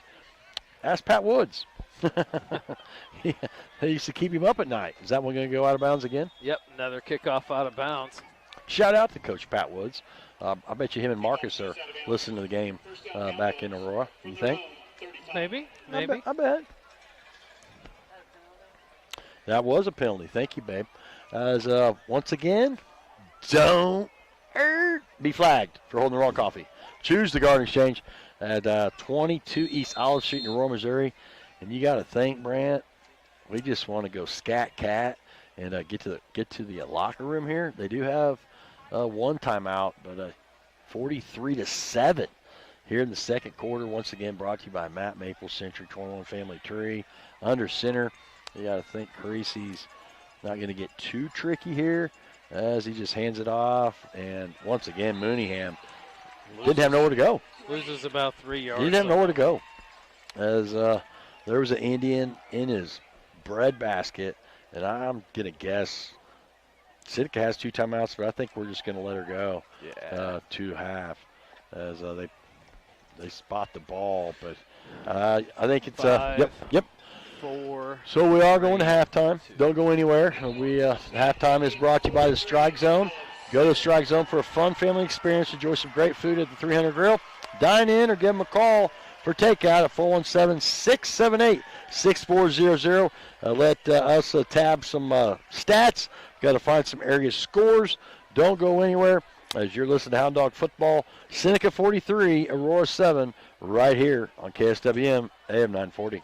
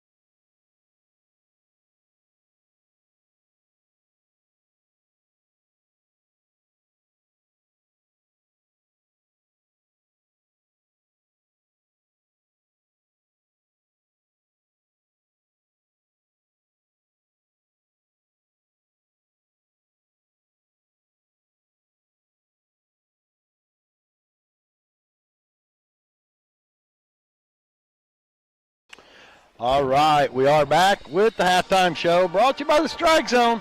As go have some fun family experience, enjoy some great food at the 300 Grill, and make some great memories with family and friends. Dine in or give them a call at 417-678-6400. I believe Jimbo and Mickey have the game on, and I'm going to go ahead and get this rolling as. Let's see where we're at. I'm in the dark here. Sorry, folks. Silver Dollar City, along with Talent Media and the Children's Smile Center in Aurora, have teamed up together to send you on a Silver Dollar City adventure. Thousands of local families covered by Medicaid have been turning to Children's Smile Center in Aurora for many years to get quality dental care for their children. If your child is covered by Medicaid, contact the Children's Smile Center in Aurora for an appointment. They'll treat you like family. So, the phrase that is going to pay tonight, as we've talked about Seneca, Brant, the last 2 years, they have been in the Show Me Bowl. Well, the last 2 years, the Show Me Bowl has been on the campus of the University of Missouri. Well, the contract has changed now. So, the first person to call Janet with the phrase that pays St. Joseph, Missouri, is the new location for the Show Me Bowl at 417-489-2277. First caller, 417-489-2277. Tell Janet you're listening to the Aurora game, and St. Joseph, Missouri is the phrase that pays, and Talent Media, along with Silver Dollar City and the Children's Smile Center, will have a one-day pass for two for you, and we appreciate each and every folks listening on the antenna or on Aurora Web TV or on the dial, however you may. So, Janet, I have my phone here, and she will get back with me and text me the winner, and then I'll let folks know to quit calling. In the meantime, I'm keeping my eye on the phone, and Brant is going to give you a lot of stats, mostly by Seneca, as they lead 43-7 here at halftime. Well, when you look at the stats, I mean, Aurora has 65 rushing yards in the first half and 64 passing yards. 129. It's not where you want it to be, but it's not bad. 5 first down. But what's killing us, we have 4 punts and 9 different penalties. And then we go over to Seneca stats, and this is what's really killing us. Rushing yards, 265 in the first half, and then they have 131 passing yards in the first half. The Indians are totaling 300, almost 400 yards of offense in the first half, and they haven't had the ball that long. Time of possession hasn't been that dominant compared to those stats. Right. Roman Miller has 99 yards already on the ground. Brody Probert, the quarterback, has 149 yards on the ground. And then Blaze Graham for the Indians have 56. Aurora, Mooneyham, he has, let me see here. He has 46 yards rushing on the day, and Braden Allen has a couple catches for 24. Those are your Hound Dog leaders at the moment. All right. So once again, as we're trying, the Seneca band is having some fun tonight during their homecoming celebration here. As we have a lot more to get to, still waiting for the caller or for the answer here on that. But I'm trying to find my stuff, and I do apologize. The area scoreboard, though, is brought to you by Crafton Cantrell Funeral Home, where they honor your loved ones with caring and compassionate care. At Crafton Cantrell, their goal is to lighten your burden in your time of sorrow. Thayer 20, Houston 6, Mount Vernon 14, Lamar 0 at the half, Brent. That one's kind of surprised me. One of our fans here in our by our clubhouse gave us a score as a Marionville 63, Diamond 0. We were told that was still the second quarter. Dang. Ouch. Carthage 59, Willard 7. Thought we were having a bad night, huh? Yeah. Miller 12, Ash Grove 12 at the half. There you go. You got that too? Yeah, I got that too. Republic 24, Joplin 10, half. Yep. Okay. Mountain Grove 51, Kabul 0 at the half. Windsor 14-12 in the second quarter. You got some other rest of the area. I'm going to let you take that so I can wait for the text from Okay. Janet. Rogersville 7, West Plains 6, Parkview 12, Branson 6. Bolivar and Marshfield all knotted at 14 from the half. Okay. Hillcrest and Carl Junction knotted at 14 and a half. Springfield Catholic 26, Forsyth 15. Boy, they're back on the rebound, ain't they? They are. After they got out of the Big 8. Yeah. Stratford over Reed Springs 13-6. Wow. Pierce City 7, Skyline 6, Ava 29, Salem 0, Mm. Hollister 24, Buffalo 2. Whoa. Sarcoxy 14, El Dorado Springs 6, Monette 14, McDonald County 6. Class 4. Lockwood 51, Osceola 14. Camdenton 28, Battle 6. Cassville 28 over the bigger school, Harrisonville 14. That's at half. That's at half. Sherwood 44 and Pleasant Hope 0. That's all the scores I have right now. Okay. That's, once again, brought to you by Crafted Cantrell Funeral Home, where they honor your loved ones with caring and compassionate care. At Crafted Cantrell, their goal is to lighten your burden in your time of sorrow. Don't go anywhere during the postgame. We will be joined by Coach Keim, I hope. Brought to you by Conran Welding, where they specialize in fencing equipment repairs, railings, corrals, and much more. 417-229-6353 for that project. And the player of the game is going to be brought to you by Tom Williams Machine Shop, where they've been offering quality work to the Ozarks for over 40 years. Contact them for your big welding projects at 417-678-3723. So far, we've had one candidate for the hard hit of the game. That was down on the goal line with Braden Allen. That is also brought to you by the Hound Dog Barbershop. Corey Gray has been doing it for 21 years or so down there. That's a man's place to get a haircut. Open Tuesday through Friday, 7 a.m. to 5 p.m. And Saturdays, 7 a.m. to 2 p.m. On Saturdays, early bird gets the worm. If you want to get down there early for that, 6 minutes and counting here on the clock. I still have not heard from Janet. I need to take another commercial break as well. But once again, 43-7 is your score here at halftime from Earl D. Campbell Stadium in Aurora, Missouri. I'm going to take a quick break. As soon as I get a text, I will give the winner's name out. But you're listening to Hound Dog Football right here on KSWM AM 940. Nice shot, ladies. The raffle winner, you'll get your tickets. But the dance team was selling raffle tickets earlier. The winning number is 865-8782. 865-8782. Was this that hard hit? Come to the booth. Was this the hard hit? What?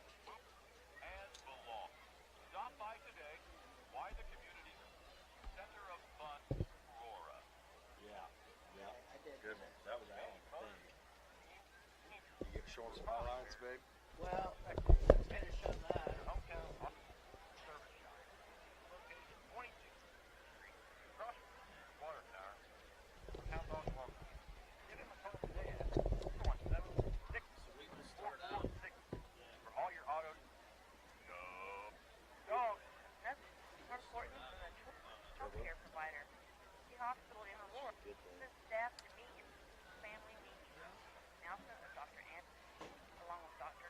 Bill, Dr. Heath, Garner, and Modia Hayes. You're right, Now, Alan. for family medicine Like you slowed services down. that you would require to drive all the city. Go to .net, search your needed services. Come visit Mercy Aurora Hospital, and so many growing families have chosen the Mercy for a birth center. Your little one is Mercy. Huh? Family No medicine taker yet? provider. I don't know, man. I gotta play this wheel. I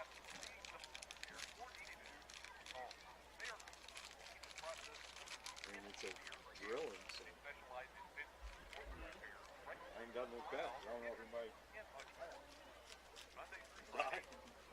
Might use water in a minute. So hey, I want 'em. No, I'm kidding. Check them out on their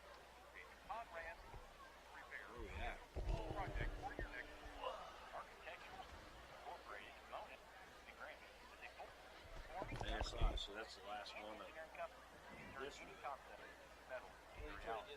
Inside, uses the intended fan to become the most valuable and consistently provide a workplace value and their performance where leaders and all respected employees provide the resources they need to do great. With several full-time better labor and certified innovative rewarding careers. Go to AS-remote.net. Click on the careers for more info for any of the 3 locations. Application are assistance for Aurora and Grant. There is a community activity.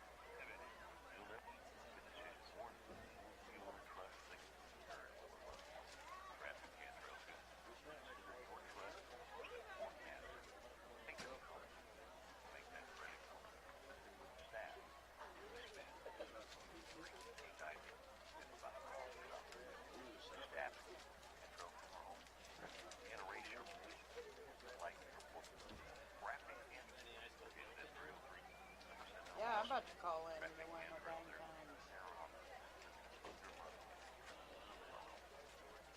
Farmer,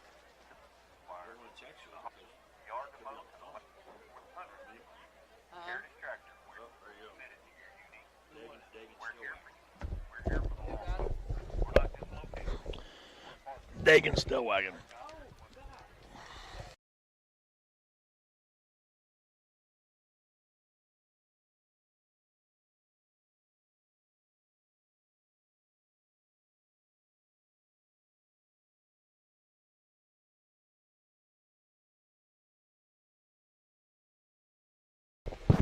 Dagan Stillwagon is the winner. Woo! All right, congratulations to Dagan Stillwagon. You can stop calling as Silver Dollar City, along with Talon Sports and Children's Smile Center in Aurora. Once again, wanted to team up to send somebody to Silver Dollar City and Dagan Stillwagon. Janet said the calls were coming in. We appreciate each and every one of you listening. As thousands of local families covered by Medicaid have been turning to Children's Smile Center in Aurora for many years to get quality dental care for their children. If your child is covered by Medicaid, contact Children's Smile Center in Aurora for an appointment. They'll treat you like family. And going to take one last quick break here as teams are coming out. They're going to add 3 minutes to the clock. 43-7 is your score. Seneca leads over Aurora.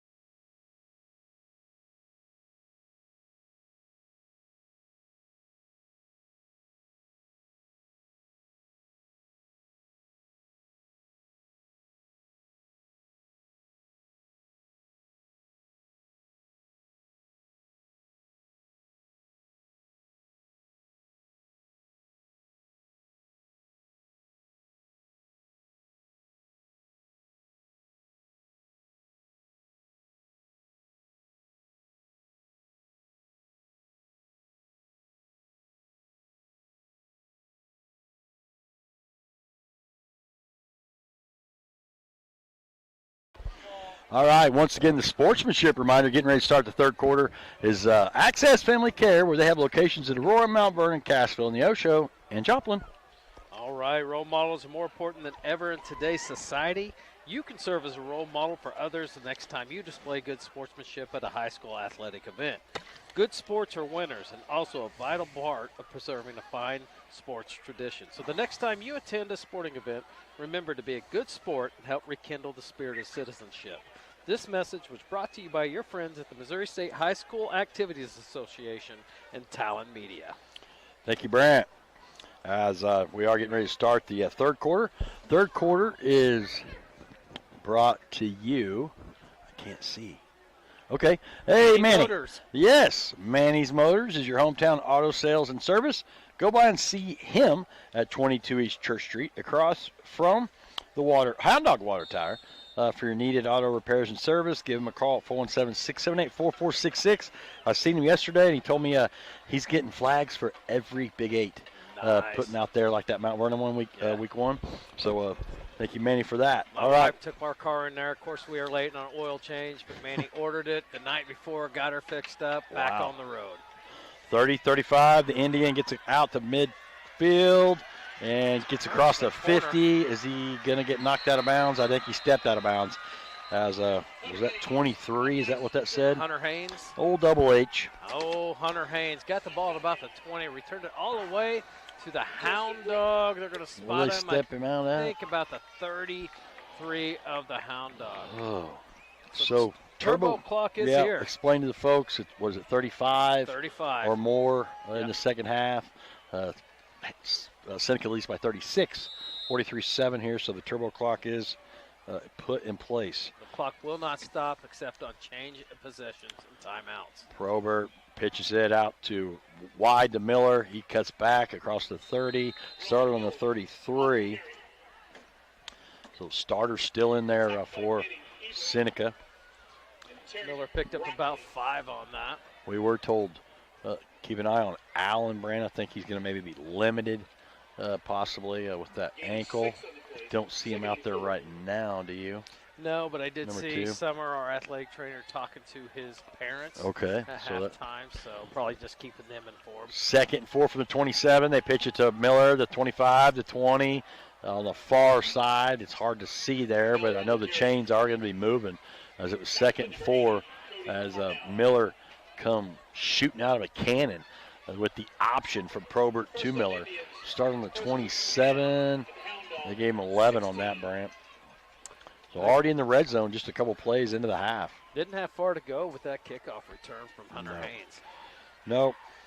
And I know we sound like a broken record, but a lot of seniors are doing their part for Seneca. And Hunter it's Haynes been a spread out. senior too? Oh, yeah. Yeah.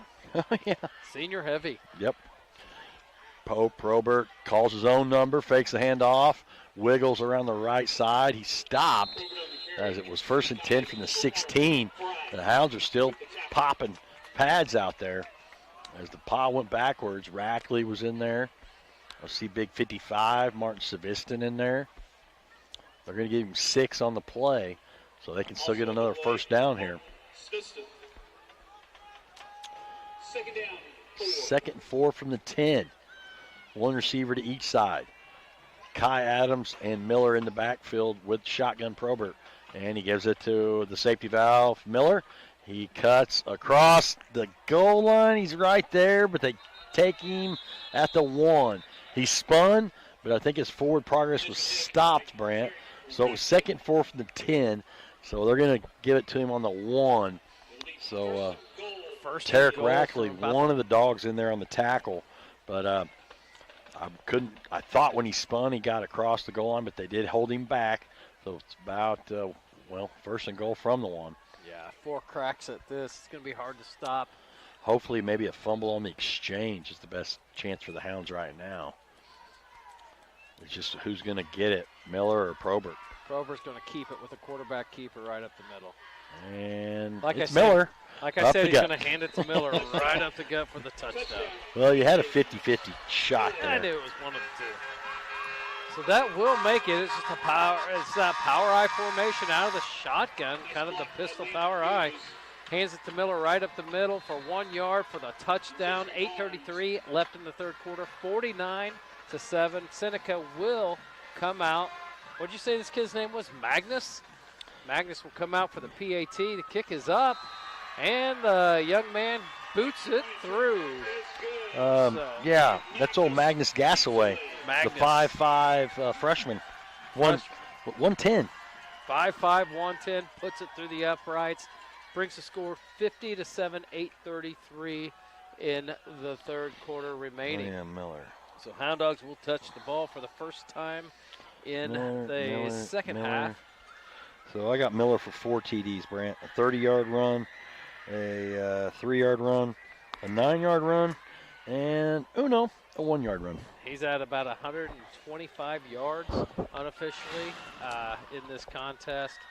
Well, Robert's about 154 yards. I wonder how much more action they will see tonight. yeah, hard to tell. We'll have to tell the folks here in a little bit who they play next. I don't think they care. I'll have to find it here. Who plays next? Seneca.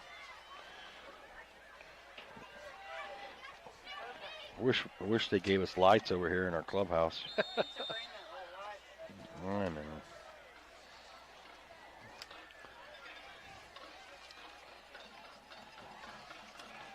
All It's like right, we're going Magnus camping tees it here. up at the 40. He kicks it. It goes all Oh. the way back off of Freeze's hands. And that's Parnell. Parnell gets it up to about the 38. Good return by Parnell. Actually, they're going old school. Home against CJ. Oh, They're an old Big 8 opponent. Big A. Yeah. Carl Yeah. Junction, I believe, Class 4, right? Yeah, I think so. That used to be back in the 90s. Yeah. Oh, I was talking to Corey Gray the other day about that. That's a bad subject, that 88-89 team. That 48-yard field goal, Yeah, I think, I was by there. Carl Junction. Sorry, Coach Woods, Yeah, to bring that up. I was in 8th grade. I know exactly where I was sitting, and when it went through, my heart was broken. Shout out to that team. Here, we're back to play. And thrown to Rackley on the screen. He gets across the 40, takes a couple Indians with him and started on the 38. Dang, that was almost a late hit there. We're going to give a 5-yard catch from Creasy to Rackley, but a little extracurricular at the end. But it is 50-7. And I think Hunter Haynes was in on that one, Brant. That guy's like savoir-faire. He's everywhere. 7:15 and counting. 50-7. Indians lead. That should be our phrase to pay. Whoever can tell us who savoir-faire was. Okay. Creasy keeps it, and he's going to try to get back to the line of scrimmage, and he does get a 2. It was 2nd and 3, so now it's going to be 3rd and maybe 1, because that was right in front of us. Good job by him to kind of stutter step on that sideline to get another yard. He's Or slippery. 2. 3rd and short. Long one. Long one. And I think this will be 4-down territory, too. For the Starters are Hounds. still in there for Seneca, it looks like. I see Miller. Now 3rd and 1. Under center from the I. Ibarra and Mooneyham in the I with Creasy, and they call his own number, and good job by Creasy as he sneaks it for 1 or 2 forward progress. So the chain gang does move. So another first down brought to you by Pettit Law Office. As get a hold of them, 417-678-2187. Also, this broadcast is brought to you by Grant Baker. Been serving Aurora and the surrounding area for over 20 years. Give him a call at 417-678-5404. 1st and 10 from the 49. And now Hounds looking to get across the 50. Pass and caught by Freeze. And he's stuck across the 45 to about the 44. And that's old Omar. And the PA guy didn't get the memo. It's Freeze and not Fries, buddy. 7-yard gain on the play. 7-yard gain. Nice little pitch and catch. Line gave Creasy some time. Omar hooked up on just a little curl route there, about 7 yards deep. Hit him in the numbers, and good pickup on first down. That's what we got to do. Can't put ourselves in a hole. Got to just manage our down Yeah, and distance. second and manageable here. 2nd and 3. Trips to the right. Shotgun is Creasy. Mooneyham behind him. And now he's blocking his Mooneyham. Creasy's going to have to eat it as he spun down. And who's that guy? Brock Pendergraft. Guess what? Another senior, Brent. Yeah, same. 5'10", 205. Creasy is shaking up on the play. Yeah, he didn't like that as he didn't see old Pendergraft. Came from his Coming. blind side. Yeah, clock still ticking at 4:40 and counting. As that's one of the few times they have been able to get to Creasy, Brant. A lot of times you said he's been able to kind of wiggle his way out of it or scamper around it, but this time he's still feeling that, and there's 7 on the play clock. He's in shotgun, probably going to have to heave it again. 3rd and 13.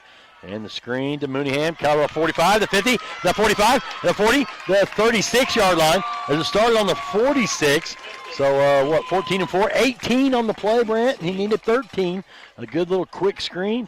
A good job by Sean there, Brant, as he's still kind of that left on. I think he got hit on the left side. And he is a right-handed thrower. So they quickly get it in. Rackley brings the play into him. But Mooneyham, good looking to play there. And we've seen it, Brent. When Mooneyham gets in some open space, he can make some moves. Oh yeah, he makes a lot of people miss. He's quick. 1st and 10 from the 36. Shotgun.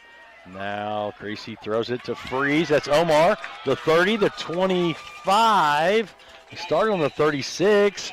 So that's about an 11-yard gain. Brent, another first down brought to you by Pettit Law Office. And now the Hounds got something moving here, and I still see Miller in there. I still see Probert in there. I still see Haynes in there. There's still the first-string defense for the Indians. Blaze Graham still in there. They have not really pulled their starters, so this is against the first-string D for Seneca. Now we're at 3 minutes with this turbo clock in the 3rd quarter. Once again, brought to you by Manny's Motors. Back out in the pistols. We got 3 receivers split to the far side, 1 to the near side. Mooneyham's in the backfield. Play action fake. And Sean scrambles, and he's brought down again. This time on the 31. That's about a 6-yard loss. And Aiden Crane in on that one, Brent. He's the junior. He's the son of Matt Crane from the 99 state championship team. I'm not positive, but Matt, I think, is the defensive coordinator for Seneca. I know he's definitely one of the assistant coaches, but you could tell he's one of the big guys over there in the white for white cap for Seneca. They do got a lot of coaches over there too. They do. White shirts, I meant. Yeah. Sorry. All right, 3 receivers to the far side, 1 in the near side. In the pistol, there's the snap. Creasy's looking. Is he gonna run or throw? I think he's past the line of scrimmage, and he just got hog-tied by a couple more Indians. That one's, dude, he just got sandwiched between Roman Miller and Kai Adams. That's not a place you want to be. No, that's tough for Sean. That will bring up 3rd and 15. Rackley's running the play in. Both of those dudes will probably be first-team All-Big 8 Conference linebackers again. I would say so, yeah. They'll be right there. Yeah. 4-down territory for the Hounds. We're under a minute 25 and counting here. 50-7, Seneca leads. Hounds 3rd and 15 from the 30. Here comes Adams blitzing off the end. Quick one to 28, caught. The 25 or so. That's old Keston Rook, a freshman. Good catch by him. Short gain. Let's see what they give him. 5 yards.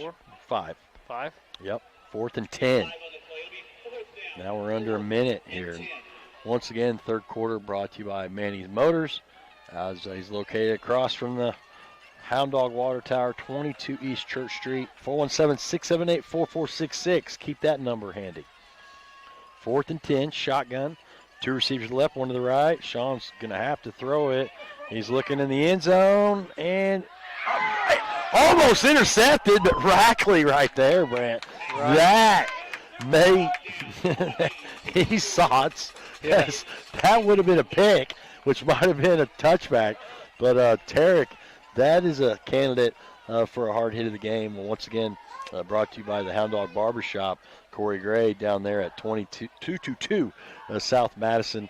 I don't know if Dye got that one or not, but he did once again. He hit him.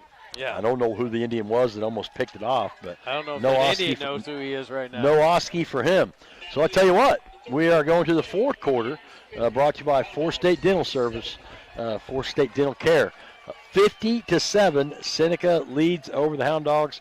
Don't go anywhere. You're listening to Hound Dog Football right here on KSWM AM 940.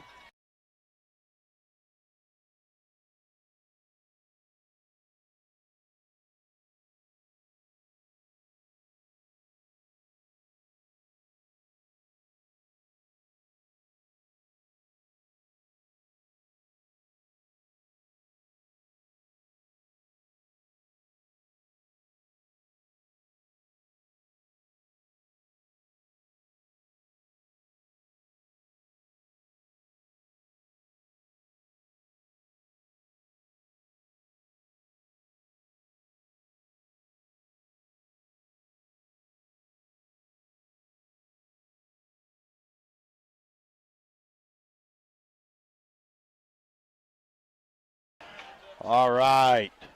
I'll get to the fourth quarter here in a minute, brought to you by Four State Dental Care. 1st and 10. Let's see who's in there for quarterback for Seneca. Is it still Probert, Brant? Nope, I think they've made some changes. Okay. Clay Davidson. So, fourth quarter is brought to you by Four State Dental Care. They're building beautiful smiles in Southwest Missouri with 3 locations to best serve you. Within house insurance and benefit plans, they ensure your smile will be beautiful and affordable price with Four State Dental Care. Has a lot going on here.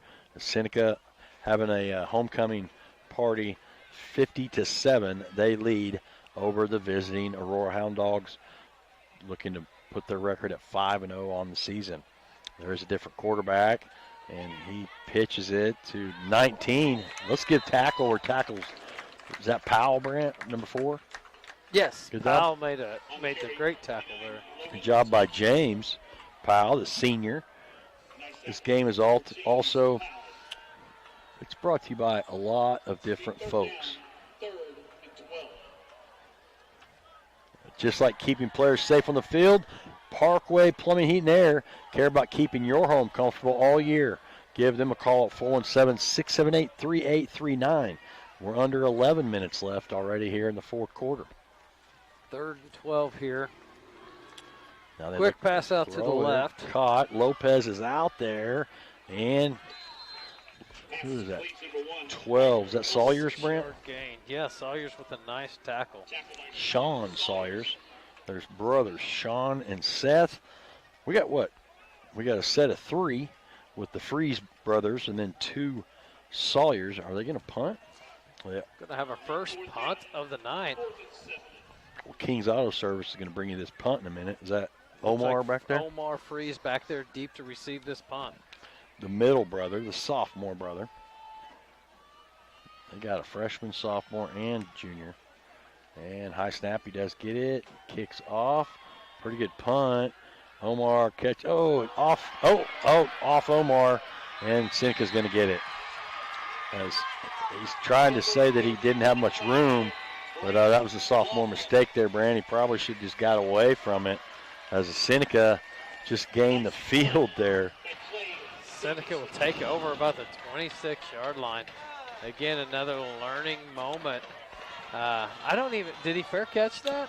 No, I didn't know. I don't think I he don't did. think he did. It was in traffic and yeah, there was bounced off a couple Indians coming downhill at him, and yeah, he tried to make a play. Can't blame him for that, but in that situation, you might get out of there, just let it hit the turf and bounce and get the ball back. But instead, Seneca just gained about 40 or 50 yards. And now hand off to 49. As now you're going to start getting some new names. That's old Logan Thompson, Brant. He's a sophomore got to carry for Seneca. They're kind of putting in some of their younger players now. They're going to start giving them some Friday night experience. Yep, Kearse Horner on the tackle. That's that Seneca program, trying to keep it going not only for this year but the next few years. Well, that punt a minute ago was brought to you by King's Auto Service. They're your local import and domestic specialist. Give them a call at 417-678-5454. Good tackles, 68. Let's give him some street cred, Brent. That was old Wyatt Hankins. He's listed at 5'10", 190. He's a junior. He got to bear hug an Indian and take him down to the turf there. Yeah, good tackle, good penetration by Wyatt. Brings up 3rd and 5 here. 8:06 left in the contest. And Quarterback keeper. He did get around that sideline. He's on the far side. Davidson looks like he picked up 6. Does pick up the first down there. It's Guido, buddy, not Guido. Come on. I'm just trying to get anything we can here. Yeah. Nothing. Little Dunning. 1st and 10 from the 11. They're inside the red zone again. Here is Seneca. And hand off to 49, and he's up the gut to the 5. So that's about a 6-yard carry for Logan Thompson. So now they're inside the 5, Brant. 2nd and 4 from the 5. And now we're already at 7 minutes and counting here. And they hand it off to Tom. Okay. Trusted Lopez in the backfield. There's going to be a loss on that one. All right. Oh, good job. So Lopez on the tackle spun the Indian down, and now it's 3rd and 6 from the 7. So I guess they can get another first down. 65 checking in. That's Seth Sawyers. Late. Lopez did get off the field. Okay. Now they're sweeping to the left. Tackle. Oh, what a tackle there by Sawyers. That one's just said Sawyers coming off the field. Well, Sean Sawyers tackled that Indian. So now it's 4th and 4 from the 5. 6:15 and counting here in the 4th quarter. Once again, brought to you by Four State Dental Care. And same thing. And a student body left around the side for a touchdown. They're going to make me write another Indian down, Brent. Gets in for the touchdown. 13. Huh? Davidson. Davidson, number 13. 5 yard or what? Does it matter? 4. Davidson took a quarterback keeper around the left end. Had a lot of blockers out in front of him. Finds the end zone there to make it 56-7. Magnuson comes on, the freshman, for the PAT. And there's a snap. It is down, and it is up and good. Magnuson with another PAT. 57-7, 6 minutes left in this contest. Ouch. And we'll see if Coach Keim puts in some of the younger kids. I thought I saw someone warming up as quarterback. I couldn't see which number it was. Last time it was Bigham. Bigham? He's took a couple snaps when Sean's helmet's come off earlier in the season. Okay. And hope get well soon to where's he at? Last week. Brant.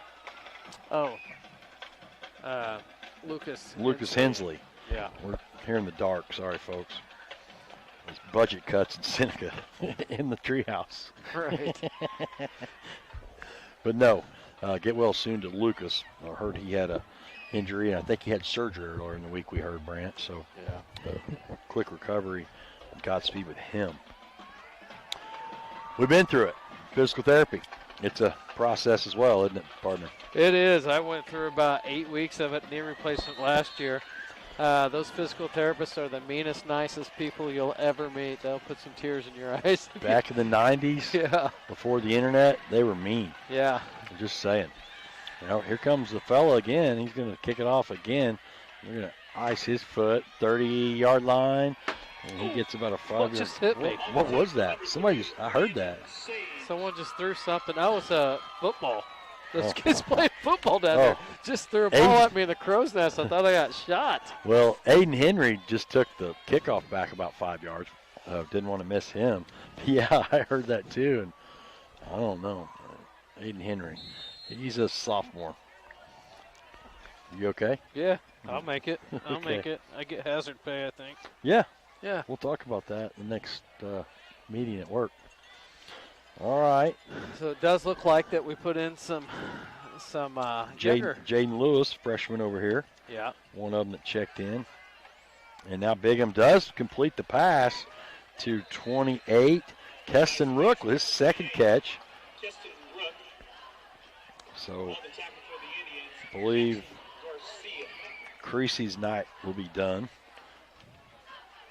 Who's 3? I don't have a 3. I'd love to give credit. I'm gonna need an updated roster next week from the coaching staff. Just saying. There's no 3. Love to give him credit. He's in the backfield. He's behind Bigham. Dye's trying to find out for us. And Lewis drops it.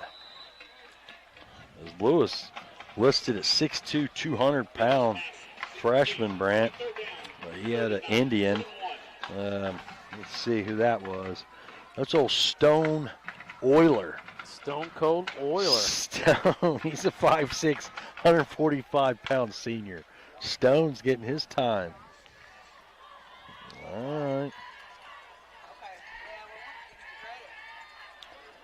So now we're under 4 minutes here, and the Wasps back for you. That's awesome. 57-7, Bigham under center. And 3 gets it, and I'd love to give number 3 the credit, but he's not on our roster, man.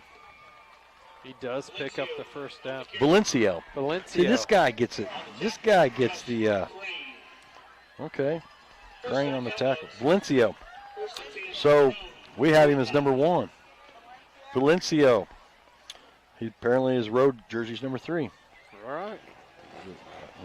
You know his first name?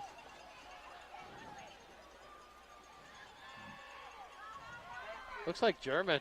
Jermaine? Herman? I don't know. Herman? German. And Valencio almost caught it. Yeah, good throw by Bigham. He's another freshman. 5'7", 155.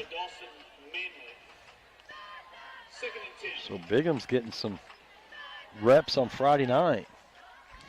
57-7 is your score. Hounds trail. Seneca. Getting down to about 2.5 minutes left in this game. We still have a player of the game to give away, brought to you by Tom Williams.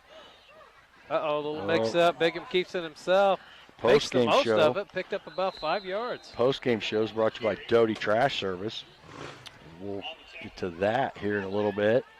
As don't start a project without contacting them first.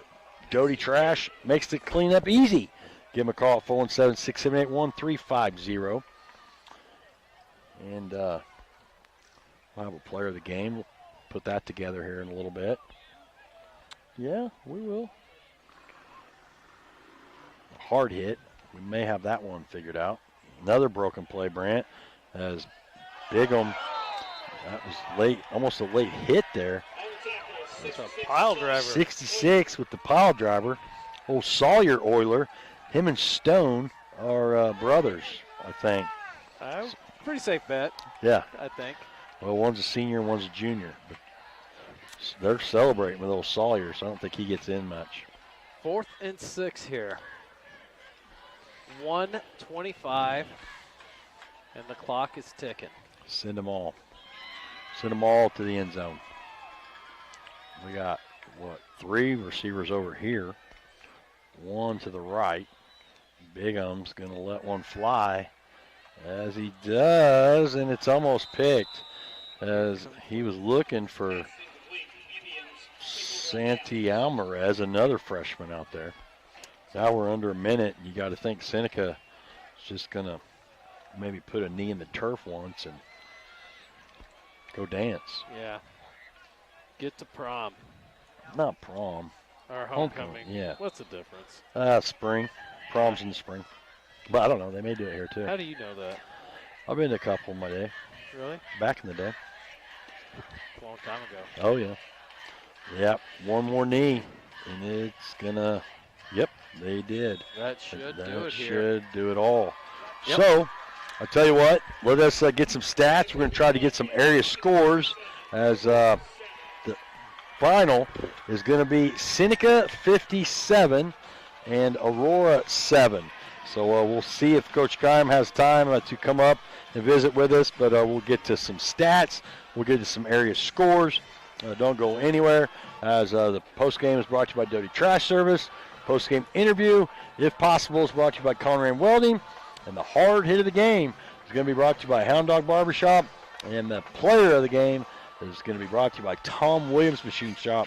So Hound Dogs 57, or I'm sorry, Seneca 57, Hounds 7. All right, so we'll be right back. You can listen to Hound Dog Football right here on KSWM AM 940.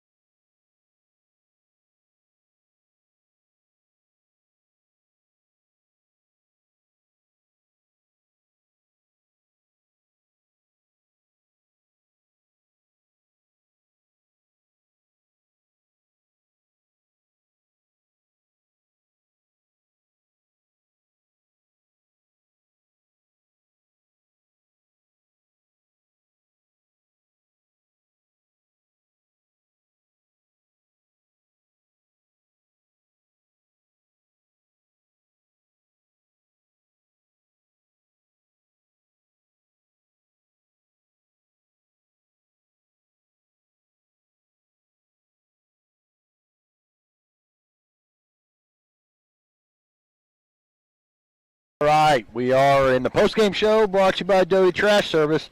Don't start a project without contacting them first. They make the cleaning easy at 417-678-1350. And we are joined by Coach Ty Kime. The postgame coach's interview is brought to you by Conran Welding. They specialize in fencing, equipment, repair, railings, corrals, and much more. To schedule your next project or repair, give Conran Welding a call at 417-229-6353. A lot of these sponsors, a lot of them are former players. Some of them are former players and alumni, Coach. But I am joined with you. And coming here to Seneca, we knew the last two games they've lost has been the last 2 years in the state championship, Coach. 13-1, 13-1. We see some of the factor backs and contributors. Most of them are seniors, and my partner pointed out, going 13-1 and 13-1, it's almost like a fifth-year senior with some of the experience that your young team faced tonight against the Seneca Indians. Yeah, for sure. Appreciate you guys having me again. Yeah. But yeah, that's a heck of a football team. Their linebackers stood out to me as being just some great athletes, and you could tell they've been through some battles, and they're kind of on a mission this year. Bad taste in their mouth the last couple of years. Exactly. So, I'm still proud of us how we went. Game momentum for us, or the game of momentum for us just wasn't on our side. I felt like if we could have scored on our second drive there, it would have maybe changed our mindset a little bit. It took us a couple times just to get ready, but we got that fumble, and then we drove down and scored, and then we stopped. And so, it's just those things that we got to get over and understand, like I told them at halftime, that we got to get that doubt out of our head that we can't, we can play with anybody on our schedule. And kind of the first time this year I've seen us make physical mistakes based off different drops and different just missed blocking assignments and all that stuff. So, hoping we can learn from that and get focused up on Mount Candy next week. Yeah, some self-inflicted illegal formations, false starts. This environment is intimidating. It's homecoming here as well, so there's probably more people than normal. This is only their second home game of the season.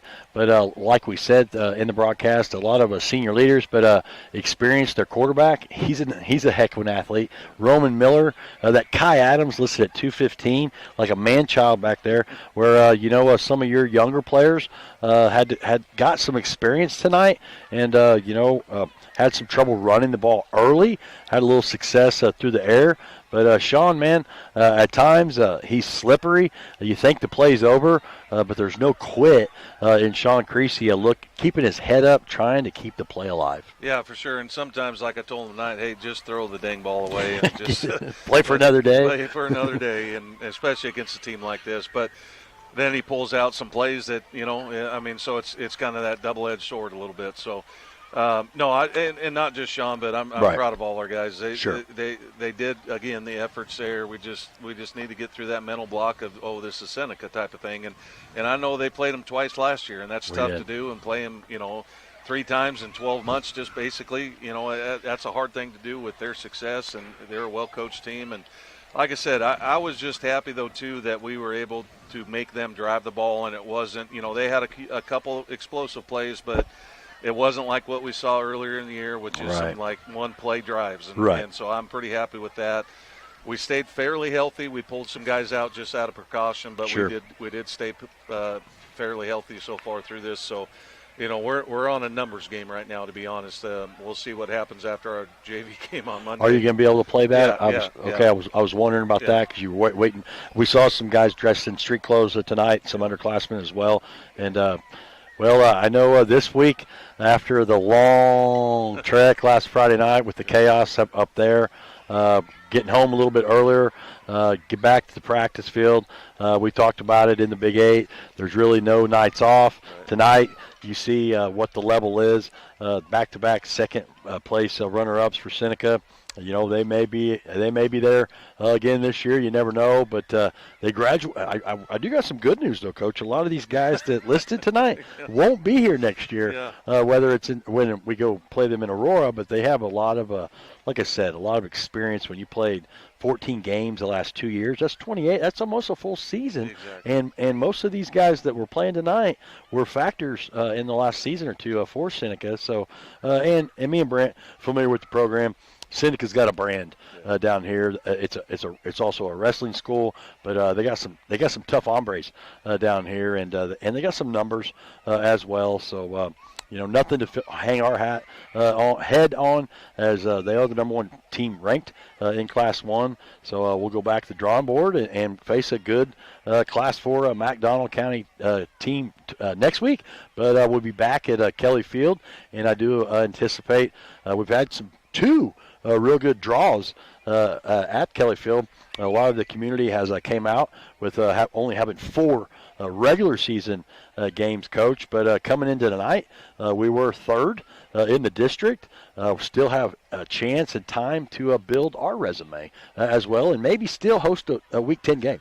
Well, I mean, that's not out of the not out of the realm. 100%. No, that's 100% the goal is to play a 5th home game this year, and can't wait to see everybody out next week for homecoming. And I can say one thing for sure is we're entertaining, as some of the plays show, and especially last week, if you caught that on the video. It was just nice to have a good crew this week. We said that early, even in the first quarter, like nothing like last week. Exactly. No disrespect, No. but it sounds like it felt like they had things under control and knew what was going on tonight.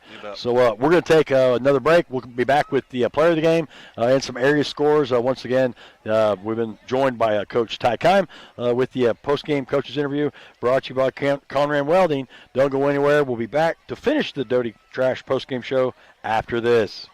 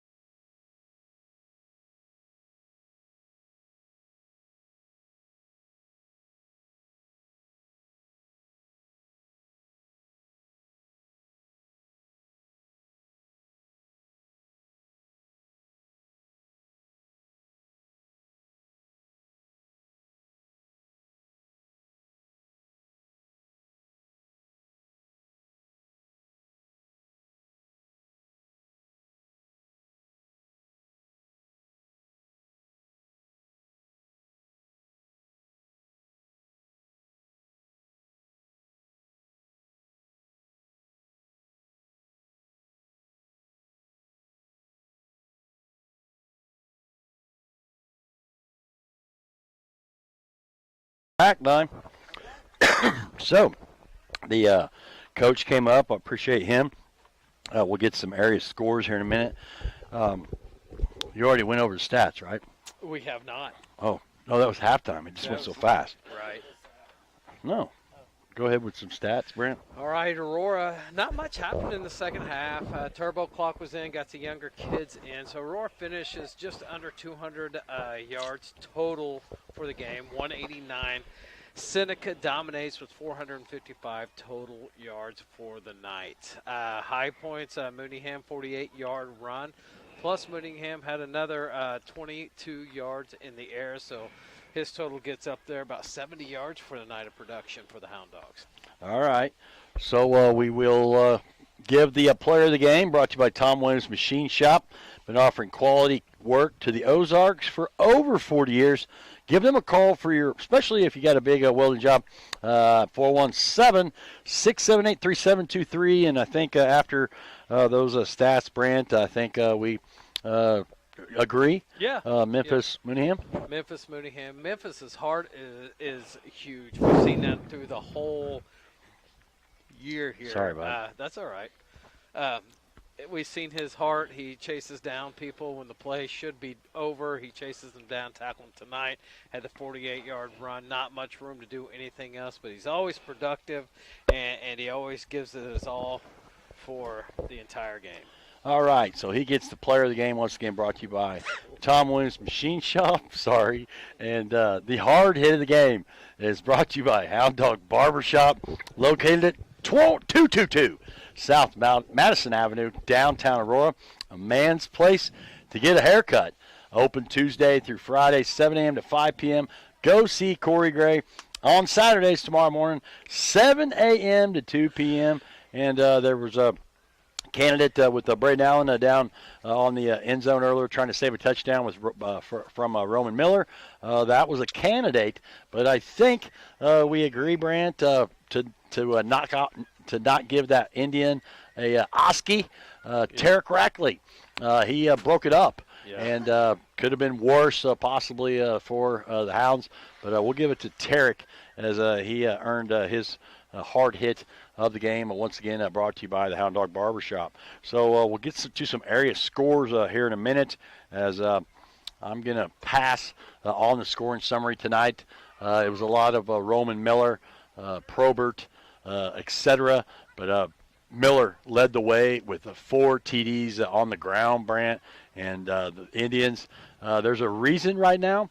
There's 9 people on the panel that vote for the ranked teams in the state. And I think there's a reason right now that Seneca is at the top of that, ranked number 1 in Class 3, and back-to-back runners up in Class 3. And we talked about earlier, Blair Oaks went down, so there will be a different champion in the Class 3 circuit this year in Missouri.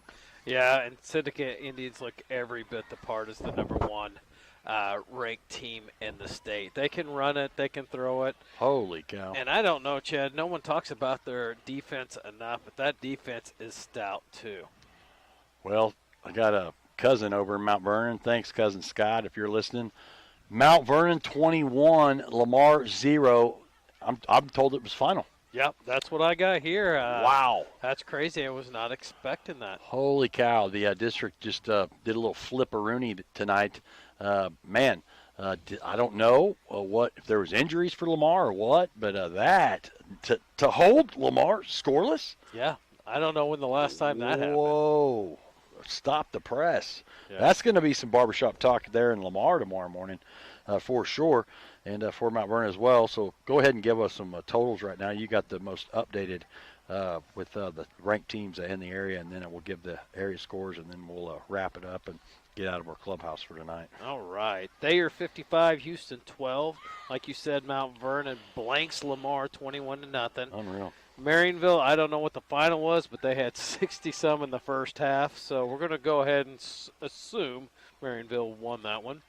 Yeah. Neosho 28, Webb City 19, Warsaw 62, Versailles 6, Carthage 59, Willard 14, Miller 25, Ash Grove 12 in the fourth quarter. That'll be an upset. Republic 45, Joplin 16. I don't have a score. Oh, Saturday, Fairgrove and Clever play. Nevada 41, the Newton 7. 0-5 on the season is 0-5. East Newton. Mountain Grove 51, Kabul 0. Windsor 22, Stockton 15. Liberty 33, Willow Springs 0. Okay. Go to the rest of the area? Well, a couple of them are in our district, right? Yeah. Let's see. Wow, those the Tigers 71-0 over Waynesville. Let's see, where are we at? Stratford Hollister. 23, Reed Springs 12. That's a final. That's a Reed final. Springs 0-5 as well on the season. So the Hounds, looks like with Mount Vernon winning and Cassville winning, the Hounds will go from 3 to 5. And it looks like East Newton and Reed Springs. Hounds will still be 4 because they got the head-to-head. Head-to-head over Mount Vernon. That's why I got you. Yeah, man. see, I'm Thank smart. you, partner. Okay. Yeah, so Hounds will be 4th probably. Even though Mount Vernon will have more points, they have the head-to-head. Correct. Okay, and then the other one was Hollister. It looks like they were ahead 24-2. That's another, right now they came in number 2. But Buffalo, I don't know if they're Class 3 or not. So Cassville with a Class 4 win may pass Hollister tonight. I think Hollister only had 1 loss. Nope, so they were 2-2 as well. Were they 2-2? Yep, they were 2-2 just like the Hounds. Okay. All right. Just when I said I was smart, I go and You mess are. it up. Yeah. But another one, Cassville. Cassville 42 beat the 4A team in Harrisonville 14. And last we saw, Monette was taking down McDonald County. I got 42-18, but only in the third quarter. Okay. All right. So we're going to wrap it up here as the big lights are still on. We're kind of in the dark here. We appreciate each and every sponsor. We could not do these games without sponsors, folks. We appreciate each and every person listening. Congratulations to, was it Dagan Stellwagen? Yeah. I believe, for winning the one-day pass for 2 for Silver Dollar City. But we appreciate each and every person that were listening tonight, but also everybody back at the station that had a hand in this. Janet and Dwayne back at the station, manning the station, but the sales team, my Sammy Clapper, my sports director, hooks me up and sets me up to win every time. Appreciate each and every one of them. Brant, you're going to be gone next week. I got a wedding. You're tying somebody's knot. Yeah, I'm not doing it. I'm actually walking. What is my oldest daughter? Okay. Through ministry. Okay. She's been with us forever. Okay. I get to actually walk her down the aisle and give her away. So okay. I will probably shed a tear next week. Okay. All right. So you'll be listening from afar somewhere. I will. Yeah. I will. Oh, congrats there. Diana, appreciate you every week, and even in these conditions we're in on this little setup we have over here in Seneca, but I appreciate you as well. So we are out of time, folks. So you will hear all the sponsors on the outro. When you see some of them out and about in the Aurora, Lawrence County area, please thank them also for bringing you Hound Dog football.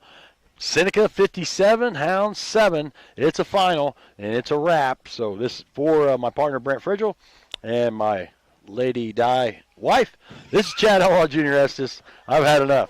I'll see you all on down the trail.